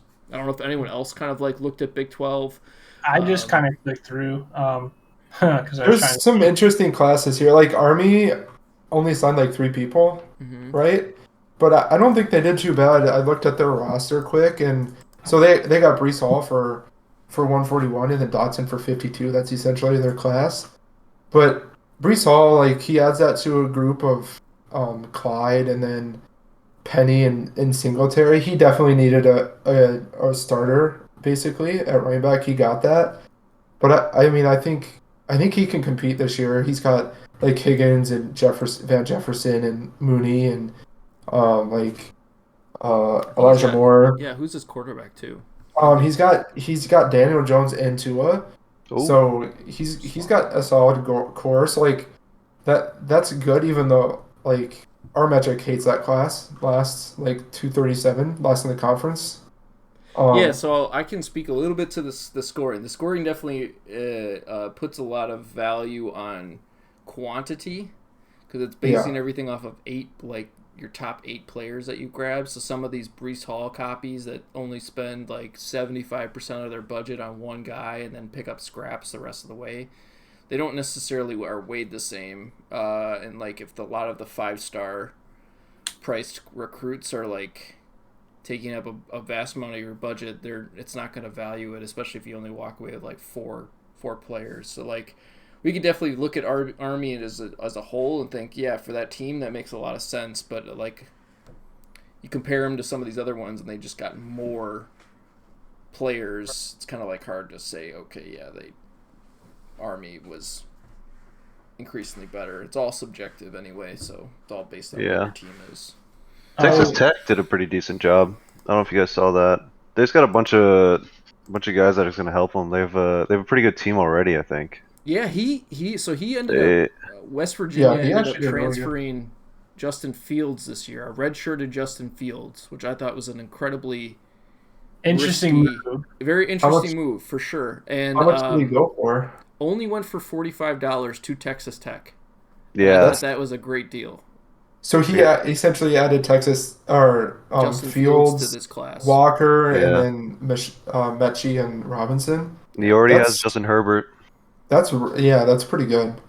Yeah, that is pretty good. I thought that was a really, really great move. I thought it doesn't show it in this scoring or any of the recruiting score thing, but he essentially got a 4-year quarterback to add with this entire squad, which I thought was smart. What's the asterisk next to Herbert on Texas Tech's copy? Is that a award? Award? Yeah, I mean, he won an award last year. So that's even graduate early. He could, but now that he has Fields, if you don't believe in Fields that much and say, okay, he's maybe not a full 4-year starter, but you can get at least this year if you save Herbert from going early, because you can start Fields, that's a win already. Right. And I like Fields. I think he ultimately pans out at Chicago, but for Andy's sake, I hope he pans out in Chicago. He needs something. Thanks, Brian. I think you think he'll throw for 4,000 yards? I think Andy and I talked about this maybe in the Slack because I was a little worried. I kept hearing that Fields was going to get dropped essentially after this year, Josh Rosen type situation, right? But it doesn't seem like. Yeah. You fell trapped to the big market media. I did. But I like Fields, and I think he's talented, and I didn't want that to happen ultimately. Yeah, so basically what happened was that there were a bunch of rumors that the Bears, now that they have a new GM, new head coach, they're clearly not in on Fields, right? Because he had a bad rookie year. No one in the building that has been in the building and talked to the team has reported that. It's all just like talking head media gas bags that have been reporting this. So it's all just, we need radio, we need to keep our ratings up. Let's trash on Fields because he had a bad rookie year with a bad, head coach. So I still think Fields is good. I think that he's going to need. This is probably going to be another down year because the GM is digging out of the hole that Brian Pace put him in. So he's not going to have weapons this year. It's going to be ugly. But I think 2023 and on, he should be able to be done as long as he doesn't get broken mentally in the meantime. We've talked about this already, but Velus Jones, man, with that age and experience, he'd be really good. All right, he's an age veteran, right? In a suit.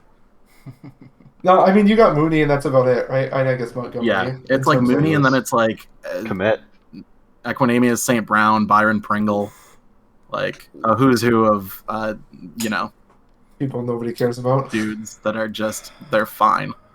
They're allowed to dress up in NFL roster, like in an NFL jersey on game day, and that's the extent of their career, right? All right. West Virginia was good too. Going back, it does seem like the Big 12 overall kind of felt the same way as, at least looking at it outside in, as the Pac-12, where like everyone did decent, right? Like besides maybe the Baylor who didn't sign anybody really, but like there isn't anybody that looks like an overspend here. Although maybe I shouldn't say that. Damian Pierce for 85 is insane, but. Tulsa got like 4 rookie quarterbacks, which I thought was interesting. They went Corral, Purdy, Strong, and hopefully one of them pans out for him. Zap, on top of already having Zach Wilson, some other stuff. I just thought it was an interesting, it reminds me of Brian will understand. It reminds me of Ross in NCFF because he likes to stack quarterbacks. Yes. It just kind of reminded me of that strategy. Hey, oh hey, quarterback, just in case like one of these guys pans out. Well, all he You has very is rarely see it, but that's why I was just kind of like, he's got 1, 2, 3, 4, 5, 6 quarterbacks roster now, which I just right, kinda, and the only starter is Wilson, right? So he's hoping that one of these guys next year or this year turns into like the Matt Corral or something, turns into someone of value, so he doesn't have to get a QB next year, I suppose. right. And I think that these quarterbacks, and again, it kind of gets back to the little flaws in the recruit database rankings. I think he got a lot of points for these running back or for these quarterbacks. No, he got no points for him. Yes, he fucking did. And this is not the 6th overall class, Brian. What are you talking about? He got only 94 points Only for Matt Corral. Corral, and he got 0 for Purdy, 0 for How is Zach, this? 0 How does for this equal Strong. top 6? It's because he got 4 stars. So he got Pierce, Watson, Corral, and Trey McBride. The buoy of it is that McBride is valued as like a Yeah. 4-star wide receiver That's- tight end, and that's what That's another thing that screws with the rankings, right? Is the tight ends, because it goes off ADP. Mhm. So the tight ends normally, if you have to start a tight end, are going to be drafted higher. he'll get higher. Here we don't give a shit about that, essentially. So McBride, But is I think McBride inflated. was a value almost across the board everywhere. I agree with because that. I think he probably should have went plus 10 at least anywhere he went.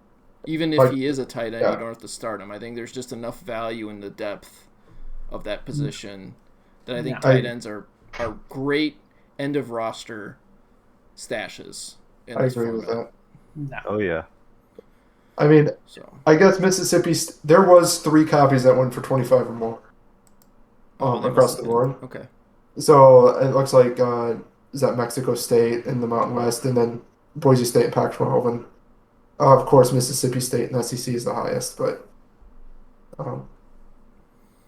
One thing that I'm seeing here with some of these prices that was similar to what we said in the Big Ten, it looks like the running back cliff like hit the Big 12 really hard. Because like it looks like both copies of Rashad White went pretty early at like 22 and what did I see, 31, something like that. It's hard to, the black and white text. It's tough. yeah.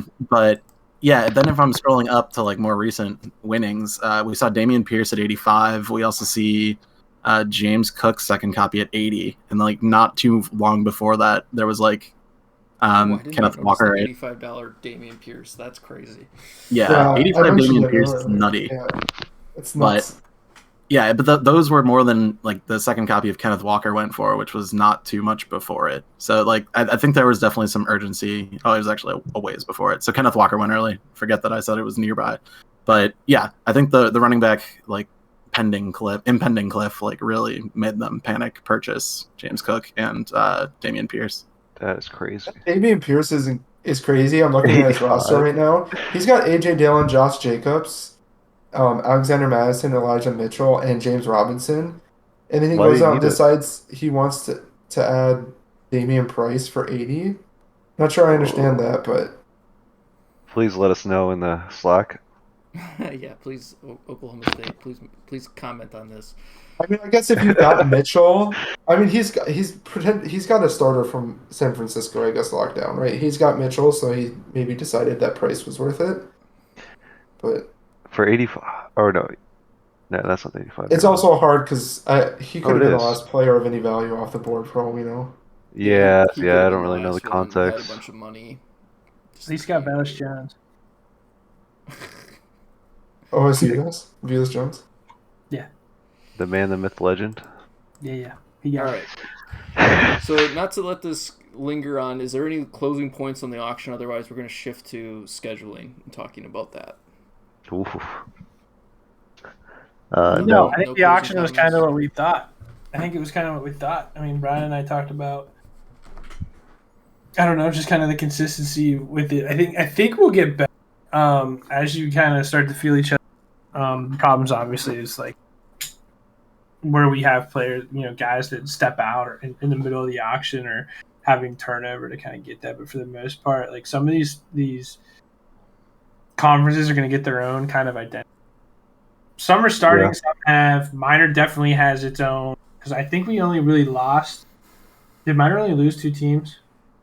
or it might have been more, but because some guys moved up into other into major conferences. Yeah, you had San Diego State, Hawaii, It wasn't a lot. San Jose And- State. Yeah, That might have been it. and I think we filled in, which isn't that bad. 20 Oh, that teams. was pretty good. Yeah, that was pretty good. And so mine are held pretty consistently, but then you added one of the better fantasy minds in Jake. Not this Jake, but Jacob. Yeah. Screw you, Jake. Please don't put me in the Jacob and so Daniel I Mueller. think that makes it a little bit like even get us more identity, like a little bit stronger. And so kind of as you go, you'll get to feel out what people do. And I think that once each, because the league's going to get its own identity, but within it, like the conferences are going to kind of do their own thing, which I always think is fun because then you're just like, what the is going on in minor, or why does Brian look like he's running around without a head in the Big Ten? Only winning like 2 average players and Wandale Robinson. So I think all that stuff's good. I think the quarterback market. I think I said it was going to be down from the beginning. I think Brian wanted bigger things out of the quarterback market, so I think that might have been one of the like overall like what do we do with the quarterback market? Because everybody's going to need. There's only so many that go around, and we talked already about next year potentially having a shit ton of quarterbacks. Obviously the tight ends suck, and I've been blowing that horn for a long time that I don't like spending money on tight ends. But I think other than that, Breece Hall was far and above the top talent there. I think we kind of saw it, saw what we expected there. And then other than that, I think it was just whoever fell in love with what wide receivers, that was who was the top wide receiver in the conference. But I think it went actually fairly well. There wasn't anybody that I was like, what the fuck is going on here? Other than the couple of teams that disappeared that Brian and I were talking about. But there wasn't anybody that was like, what the fuck are you doing? Because every once in a while it does seem like we get a team or two that just have no idea what's going on within the auction. But I think everybody did all right, which was kind of pleasantly surprising. Yeah. Andy, Jake, Matt, any thoughts before we Just switch gears? just show up. If you're if you're paying for the league, just come on in, show up to the auction. It might be hard to kind of get into the groove with the ACC because they have such a weird kink. Oh them. yeah. Oh. And yeah, so Wes especially. yeah, Wes is out of control. One thing I wanted to mention about the auction overall is I this year is interesting because we had Breece Hall and then a bunch of people who didn't really like break themselves from the pack in the draft and then like since then, right?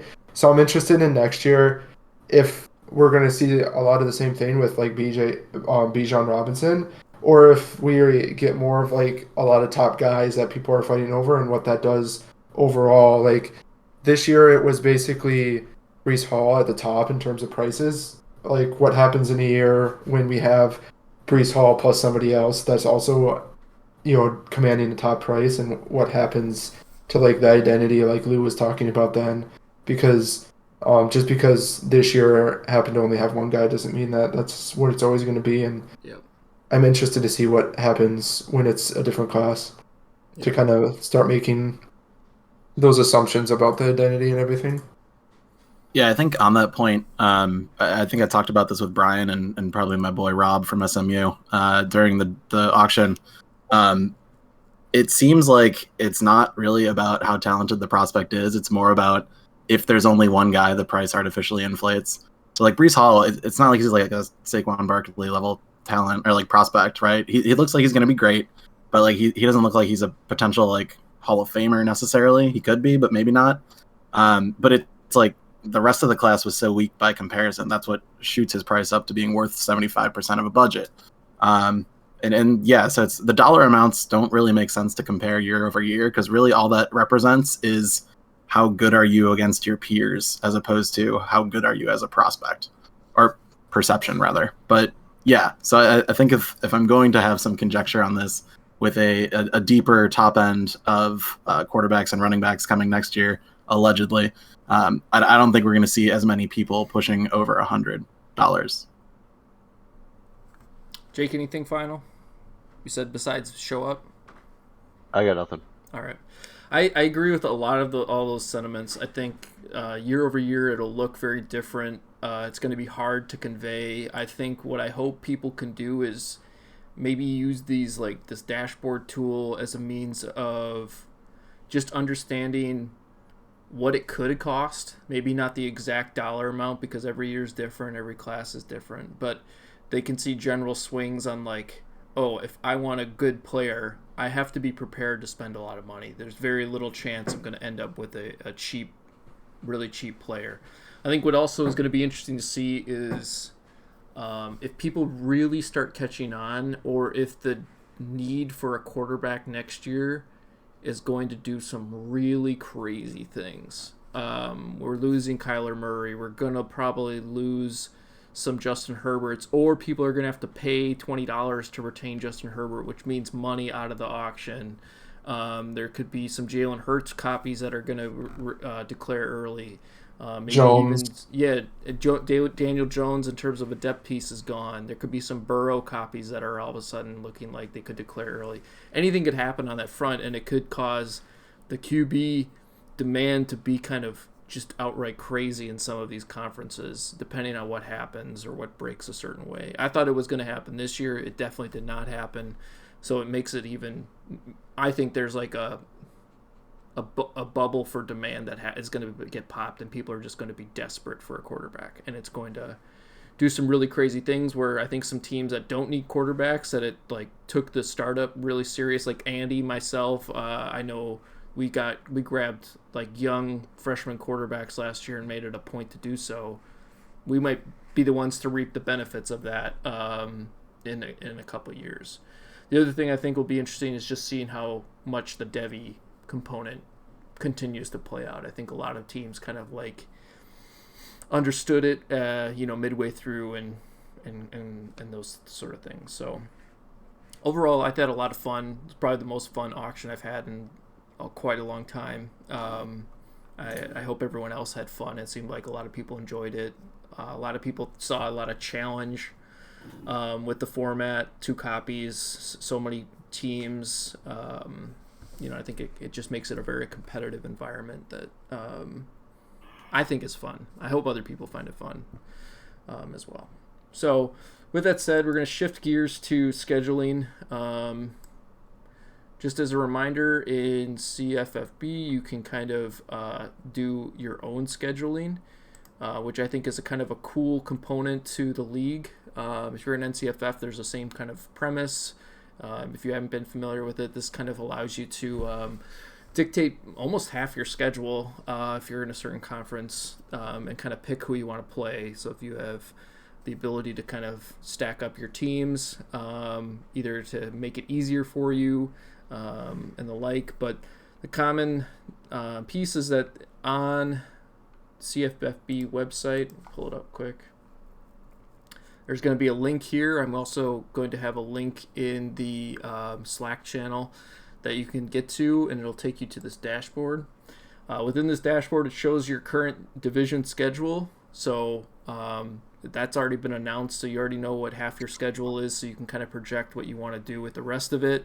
And that was announced back in March, so I don't want to hear LD kind of complaining that I chose anything specifically for him, because if I did, I would have just absolutely wrecked his shit. But so this is all set up currently. You can filter by your conference to see what's going on, all the ACC teams. You can also look for certain schools or divisions, and this is just to hopefully kind of let you know what's happening. And when you want to schedule a game, you can move over to this next tab, and there will be a form that I will turn on after this, and you can submit your entries in here. To be able to submit an entry, you need to submit the entry, and your opponent needs to submit the inverse entry. So if I'm playing Lou and I have week 1, I'm going to put in myself as a team, Lou is my opponent, and the week, and then Lou is going to put himself as a team, me as his opponent in the same week, and then the sheet that kind of is working behind the scenes will marry all that up, and then it should show the reflected game on this spot. So if you put down week 1, it'll show up here with the other team's icon to establish that that game is confirmed. If only one of the teams have put in, it'll show a pending icon, so you can kind of understand, like, oh, either myself or my opponent hasn't put in. I'll touch base with them. I know I need to kind of get that finished, because if it's only still pending by the time scheduling period closes, that means it didn't go through, and you're going to get a random selection. This is an optional thing, so no one is forced to do this. If you don't do this, you'll still have a schedule made for you. You don't have to do anything else, but there is some advantages for it. I figured I'd let this group kind of talk about what they see or what they're thinking of as it pertains to scheduling, for the benefits or where their team sits, and discuss a little bit more. Before doing that, though, Matt had helped put together some projections that we kind of put on the side here, that you can kind of look for specific teams of a week that they might be projected to score, what their general strength is, because if people do not remember, part of the national ranking formula accounts for what your opponent is scoring in that week compared to the field. So if you are a contending team, there is some advantage to wanting to look at the strength of your opponents, either collectively or week by week, and making sure that you're scheduling tough opponents, or at least stronger opponents, to kind of make sure your national ranking moves forward, instead of scheduling cupcakes, and that hurts your ranking. So with that in mind, I'll kind of open it up to you guys, discuss what you find valuable from scheduling, what you're thinking of, how you plan on going about that process, because some people might take into account the national rankings, some people might just want to play their friends. I'll let kind of the group talk about it. Lou, why don't you go first? Thanks. The playing your friends is cool. I mean, I don't know how many people actually have, but I guess you could do that. I think it's one of the underused strategies in the league. I think we saw some teams last year, especially in minor. So those of you guys that are in minor, I think, I wish Taylor showed up, because I think Taylor's got one of the better teams in minor. We've got some new blood in there, right? We've talked about the cycling there. We've got, I think Northern Illinois is going to be very good. I'm trying to think of who else in minor. I closed out of here. Utah State, UNLV are going to be good teams. So where the fuck did the league go?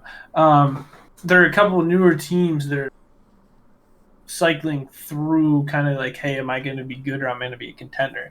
And so I think what realistically the minor has to do, some of these guys are doing this, identify where your team's at, and then schedule accordingly. Because you saw this last year, it was one of the major concerns that Brian and I had was, can a team from minor make it into the national championship playoff?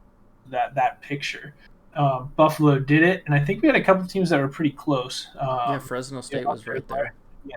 And I think the difference there was Buffalo scheduled pretty well. I think they got lucky. There might have been one or two, but I think that they scheduled some decent games, or it was Fresno. Somebody, I can't remember who, somebody scheduled pretty harder than the other one, which is, I think, how they got out front there. And it also could have been, I'm also thinking maybe San Diego State was a team that scheduled, I think, somewhat lighter, and so they looked, on paper they're 6-0, 7-0 early, and then it kind of fell apart on them. So I think for the minor guys, scheduling is important, because you need those quality wins coming out of the minor to get you high enough in the rankings to make some noise. So for you minor guys, especially the teams that are cycling through the top of the conferences now, make sure you pay attention to that, because it's 100% inviolable strategy to get yourself into a playoff picture, because you have to schedule top end talent. And again, even if you lose them, we saw that. We saw who the hell lost? I think it was Fresno State towards the end. And you and I were both kind of like, how far are they going? And they didn't actually move that far because of the strength of their opponent, or the strength of their schedule. So I think that building up that strength of schedule is always always a good idea, and particularly in the minor because you don't have the luxury of playing. There are still going to be some teams in the minor trash, and it's going to be free wins, and you don't get any points for that. So you got to make up for that at any point that you can. Yeah, so I'll belabor that point and kind of use UNLV because they're currently projected to be the top minor team. They're playing a bunch of, seemingly weak opponents. They have Hawaii, who's going to be bad. They got New Mexico State, who's probably going to be bad. They got Nevada, who's going to be bad. New Mexico could be pretty bad. San Jose. Fresno could be good. San Diego State. So they have to assume that I have to continue to score well during those weeks, but they should probably be taking more chances on those 4 games that they could schedule in the non-conference window to take more chances to boost their opponent all play. They don't even necessarily win all those games. They just need to get some quality play out of both them and their opponent. So they should be trying to take some punches up to try to bolster their record because they know they can make up the win total down the line based on the way the ranking schedule could work. Same thing with like Taylor. Taylor's got to play Bowling Green and Toledo and Ball State. Well, no, Ball State will be pretty good, but Ohio, like those are like cupcake wins, so they need to try to like bolster that by playing teams like Jake or Matt or myself to try to like give them a better resume to kind of make up for the fact that their division schedule is going to be so rough on them. So they need to take some chances in the upfront. And some of the bad teams, I think, they should be definitely trying to schedule games against other bad teams as much as they can. They have no incentive really to try to not get some kind of win. You get dollars out of winning. You get chances at a bowl game by stacking up more wins. So like teams like Bowling Green or Ohio should be scheduling games against other really weak like potential opponents just for the simple fact that I could get a few more dollars out of it. We can improve our recruiting next year, and they should be playing some similarly strength teams. Like Nevada should try to play UCLA, or San Jose State should try to play Charlotte or something like that, and try to kind of stack like with like. That way they can kind of improve their chances, not only in the rankings, but also with their chances at a bowl game. They just have to get 7 wins, so they beat up on each other in division play, and if they can get a few wins in non-conference, they could be right there regardless of where their ranking is. So they have the incentive to try to like manipulate their schedule to help them in those components and fashion, and it's more important for them than probably any other conference, given the fact that they have to compensate for playing each other more than the other. Plus, they also don't get to choose as many games. They only get 4 out of instead of 6, and that's just simply because they have to play their entire division. So, how about you guys, Jake, Matt, or Andy? Any thoughts on kind of how you guys approach scheduling? I like to get a little cupcake in. Especially if you're a stronger team, you don't want to screw up and lose one of your non-conference games. So I play Taylor every year, but he seems to be good this year, so that kind of sucks. He's usually really bad, and I'm really sad that he's good now. So I got to find someone else. But I feel like you do need to play like with like, and then if you do, well, in my opinion, I like to get one or two like bad teams to play, just so you don't screw up and like just play hard teams every week, and you end up losing 1 or 2, and then you're kind of down in the rankings.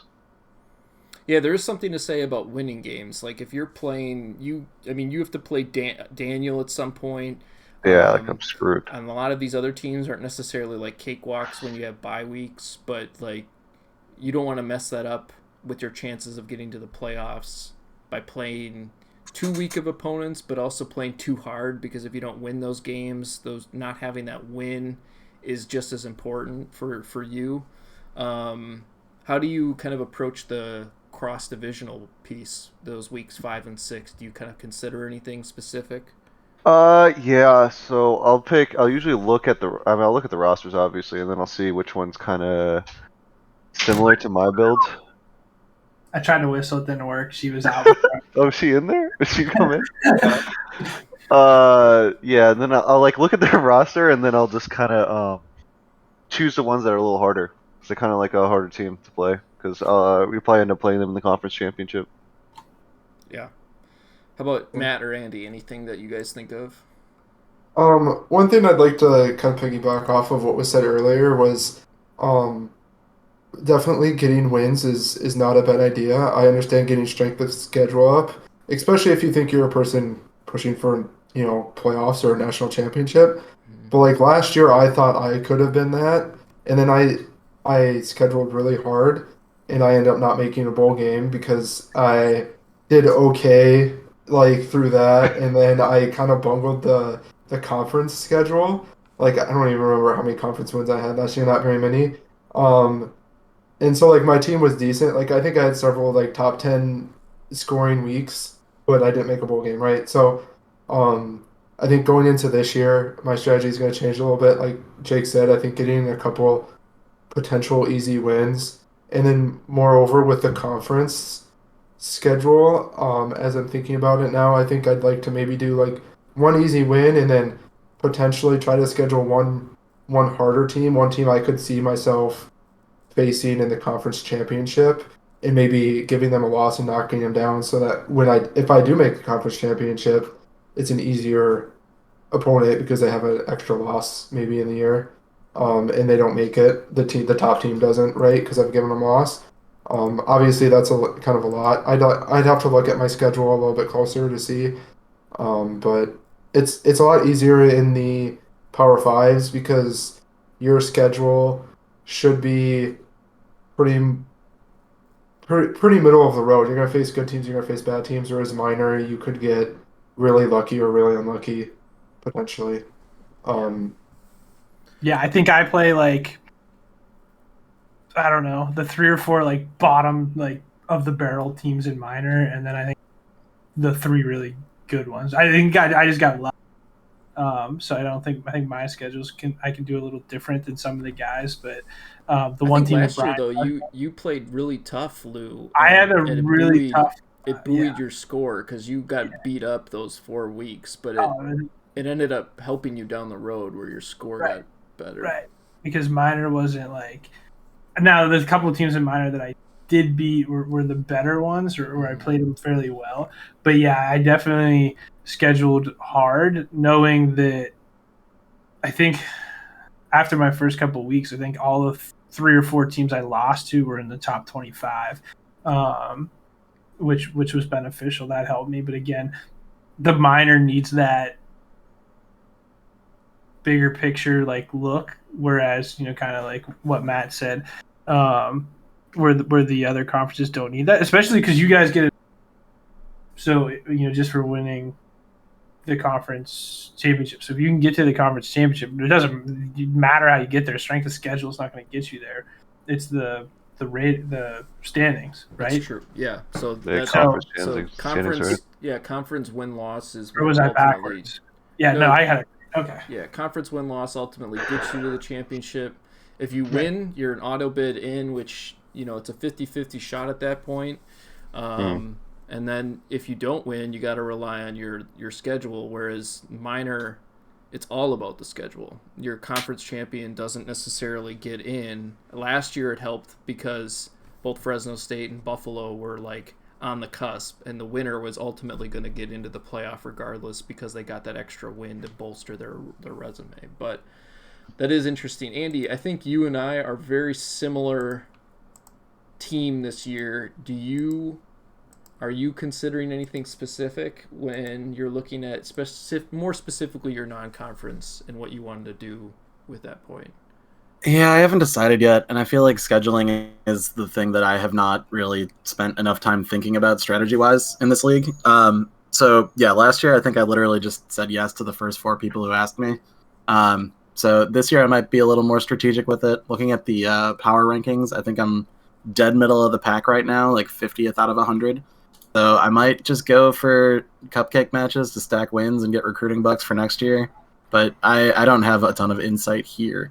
I don't know. Maybe I have to have a hard look at myself and see see what I've got, and if we can actually be competitive or not. What are you thinking along those lines, Brian? Since you're saying our teams are I think relatively something very similar. I think even though I'm like higher, I think we're on the same tier of like competition or competitive team. I don't think I'm going to like win the conference or anything this year. I think like Notre Dame and Navy and Northwestern are like far ahead of us in the division.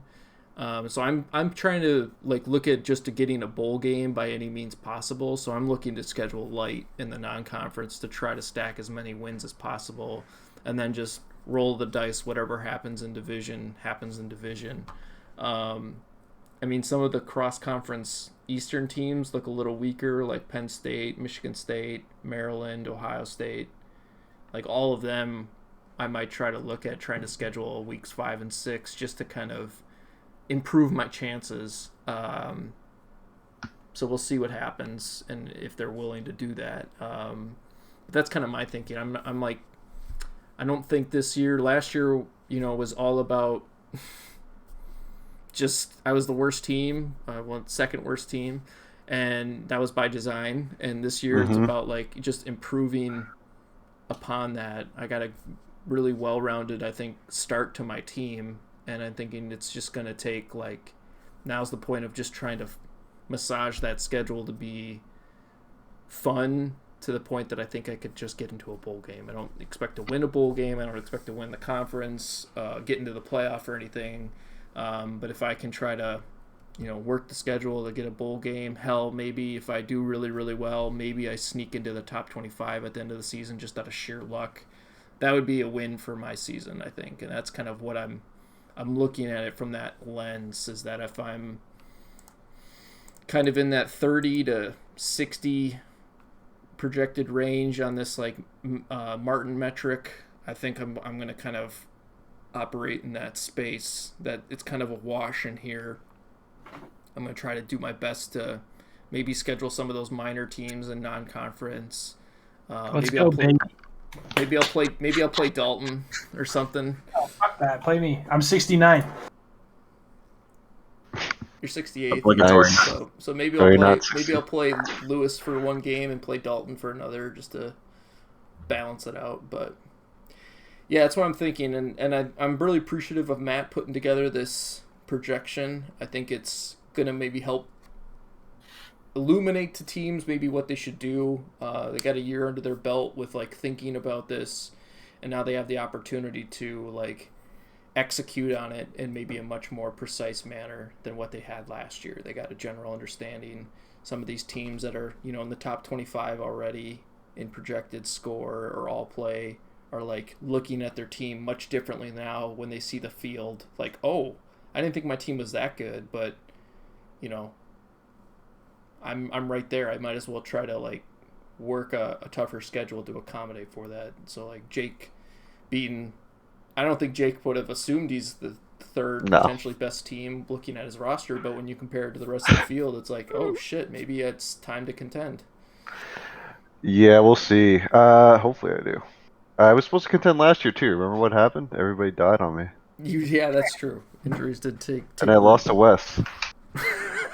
Kyle Pitts had that touchdown in London. And I lost. I think I beat Wes last year, so my season wasn't a total sham. I remember. Oh, we played. Yeah, we did. I think I can't remember who won. Oh, I won. Yeah, the rankings are really interesting. I know I threw them together, and like I always, when I do these things, try to be unbiased as possible, because like I didn't look at any rosters when I did this. But I think the teams, like if you're wondering who like the contenders potentially would be, if you're in that like top 30ish range, I think you're contending. I think the real contenders, you have an outside shot, I should say. The real contenders, I think, are more like top 15, top maybe 13. Yeah, looking at this now, I mean, Clemson is the team to beat according to this, but like I wouldn't write yourself off if you're on those lower teams, because especially if you start looking at your conference in general, like I don't even know. I haven't looked at this too closely. But like I bet if I go in and look at like the Big 12 with Texas, who's 23, they're well, actually that's a really bad example because they're 7th in their conference. Jesus, the Big 12 is insane. The ACC is pretty rough too. Yeah, and it's also something to consider, like how potentially those teams. So, like looking at the Big 12, Houston's in the South, Texas Tech's in the South, Oklahoma State's in the South, SMU's in the South, and Texas is in the South. So that is what six other Big 12 South teams. So they're going to beat up on each other. Looking at that kind of projection, Texas might be better served to try to go lighter on the non-conference schedule to just get some wins in there, knowing that the Big 12 South could just be a bloodbath again. Like that's something that they might want to consider when they look at these scores. Yeah, and I have an example here, like Air Force in the Pac-12. They're rated 17th according to this, but if I go into the Pac-12 on the bottom there, like they're the third rated team in the Pac-12, and they've only got myself and Boise State ahead of them. They're in the South too, so right? So they yeah, I believe so. I'd have to look. I don't even. They are in the South, yeah. Um, so like they could easily be a team where they could contend at least for the Pac-12 championship. Thus, in my opinion, a title. Like you just got to get in the dance, in my opinion, and then anything can happen from there. So that's what I said. Like, yeah, the top 13 or so teams, all definitely contending. But really, if you look at your conference and like if you're in like the 30s range, but you're top couple in your conference, you could easily make it in. So I have one question for you guys, unless there's more on that topic, but it's also related to scheduling. So if you are one of those more like bottom feeder type teams, are you trying to extort anyone who's reaching out to you for recruiting bucks for that matchup? if I'm a team like Hawaii, 100%, Yeah. which I feel bad because Hawaii, my rankings have Hawaii terrible. I don't think that team's that bad. No, but don't lie. It's gonna be bad. it's going to be worse. bad. They're on the bottom. They're definitely a bottom five team, but it has them half as good as the next best team, which is absolutely terrible. It's not that bad. But to your question, Andy, I absolutely am. If I know I'm not going to be any good this year, like if I'm a Hawaii or Iowa State, and I don't have any good players, and I'm just trying to rebuild, and I'm not going to get to 6 wins, I'm taking money, personally. Yeah, if anyone comes calling that isn't like a bottom team, I'm gonna say give me $1 at least for this Correct. easy win. Yeah. And if anyone else comes calling, I will say yes. Maybe even if I'm Hawaii, I'll say no, just because there's like no shot of winning, even against a really bad team. And I'll say my price is $1 if you want to play me, and because they don't care, nothing remotely different is going to happen to their season besides going 0-12 or 13. Whereas like some of these teams, like Colorado State, if they wanted to schedule Hawaii, I just booked them for week 4. Ooh. He's talking shit in the chat. I'd like to maybe flip the script and see what your guys. If you're a top team, like if you're like Clemson or Jake, or I guess even myself, the top 15 or so, are you paying for wins, or are you more interested in keeping those recruiting dollars and just? I am I paying wouldn't for pay. a free cross-conference win. That's what I'll pay for. So if I'm Because so conference championship, that is determined by conference win loss, right? yep, At least Going- divisional championship, I guess. I Okay, should so say. cross divisional. I see yep, what you're saying. cross-divisional. I'm going for. I will pay money to play Yeah, the get some easiest cupcakes. team for both of those weeks or one of those weeks, just to ensure my conference win loss is maybe inflated. You've got two wins at least. Yeah, under your apron, especially like if you're a Big 12 South team where we just illustrated there's 6 other teams. I'm gonna go to those North teams and I'm gonna say I'll pay you money to play you because I want to get an edge against my other team, or I'm giving myself maybe a lot longer leash in terms of being able to get to that conference championship. That's kind of what I would think about. Yeah, That makes interesting. sense. That does make sense. But you'd be out in terms of trying to find those opponents non-conference and paying them. Yeah, I think Unless it was like a Hawaii, for example. Would you pay Hawaii? no. I wouldn't pay if I'm a contender, I'm not going to pay, well, What if you're a team? Maybe this is a better question. What if you're a team that isn't necessarily going to win your conference, but you project yourself getting, 3 or 4 conference wins, and you just want to make a bowl game? Are you paying for easy wins there, maybe. or okay? Maybe I'll maybe pay $1 knowing that if I get an easy win, it's Yeah, a it's worth zero. more than $1. It's essentially a zero, and maybe you can make that up with a bowl That's true. win. Yeah. But I'm not going to really look to pay. Like, the bottom teams should definitely look at extorting teams, like saying, I think Taylor did this last year and ended up walking out with like $6 extra. Yeah, I think I gave him some money. There was like LD thought, I'm going to give some of these Mountain West minor teams, because they're like my brother on the West Coast, I'm going to give them some money out of just some random thought. And I thought, why is that the thought? And gave him some money. I think he gave Mike Garza in New Mexico State some money for scheduling a game, and Taylor somehow got $6 extorted out of it. And so people can use it however they want, however they get the money. That's fine. It's there for a reason. I was curious to see how it would get utilized, but I think there are some specific like instances where I would ask for money or maybe be willing to pay for money myself personally. But I think last year I was the worst team, and I tried to extort everyone for money. Yeah, you tried to extort me, and it cost us this and that in any league because you're being a bitch.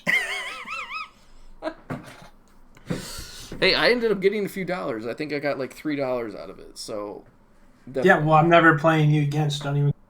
Okay, I'll ring up Joey this year, and I'll call up Taylor and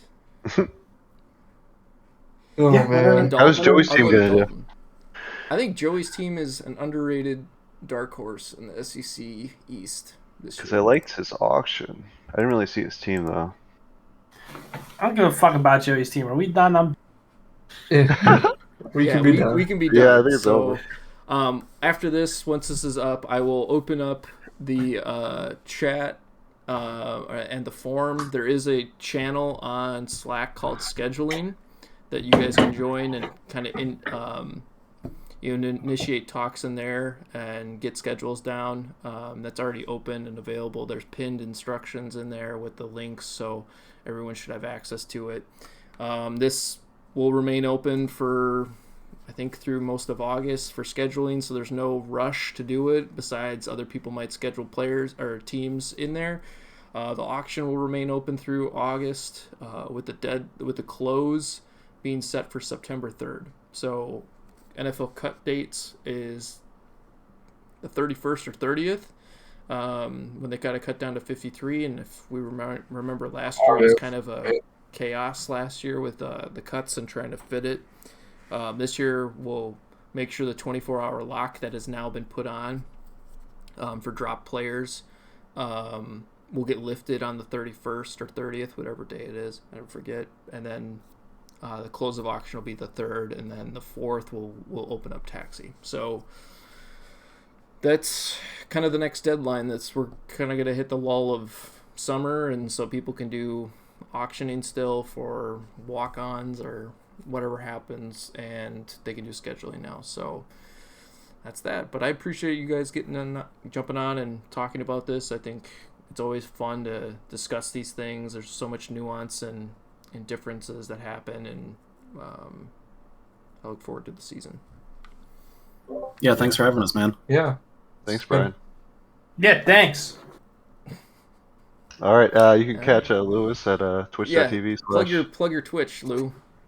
WIC6634 on Twitch TV.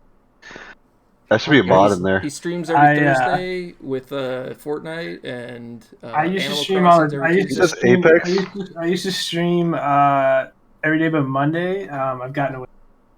It's really been an Apex grind. I might play Apex after Mario Strikers. So I'm Ultimate Strikers Ooh. or Warground or whatever the hell, Battleground, something for the Switch just came out. So I gotta play that. But it'll probably be Apex. And I haven't been streaming as much because I've been busy dealing with shit. personally, and it worked. But yeah, that's that. And I don't know. I don't got nothing else. Good luck to everybody. I'm excited, Brian. We don't do too many of these anymore. We don't have another one planned for any type of Probably not till anything, do we? probably not till the season. We'll do like Yeah. a preseason top 25 or something. That'll probably Yeah. do Ooh, it. Martin metric. That's probably what we'll do. We'll use the Martin metric, kind of go from there, see how accurate he was. But yeah, other than that, and I think, what was I gonna say? I think you should be. This is Brian. Pretty happy with your turnout, with your retention rates, with how your auction went, and all that other stuff. Because I know you get frustrated with it. So I'm saying so. I don't think you should get overwhelmed or like you did at NCFF, but Snaps. this is Snaps for Brian. But- Snaps for Brian. but no, I think you've done very, very well here, even with the stuff that you have had to address or deal with. So I just wanted to throw that out there for you so that you'd smile a little bit, since none of us can see your fucking face. Lou, Yeah, that's thanks. that's the nicest thing you've ever said to me, and it touches my heart. I Wow. appreciate it. Wow. Yeah, you're welcome. All right, well, Oh. thank you, everyone. We'll be talking soon, and hopefully everyone's enjoying themselves, and we'll have a great season. Thanks.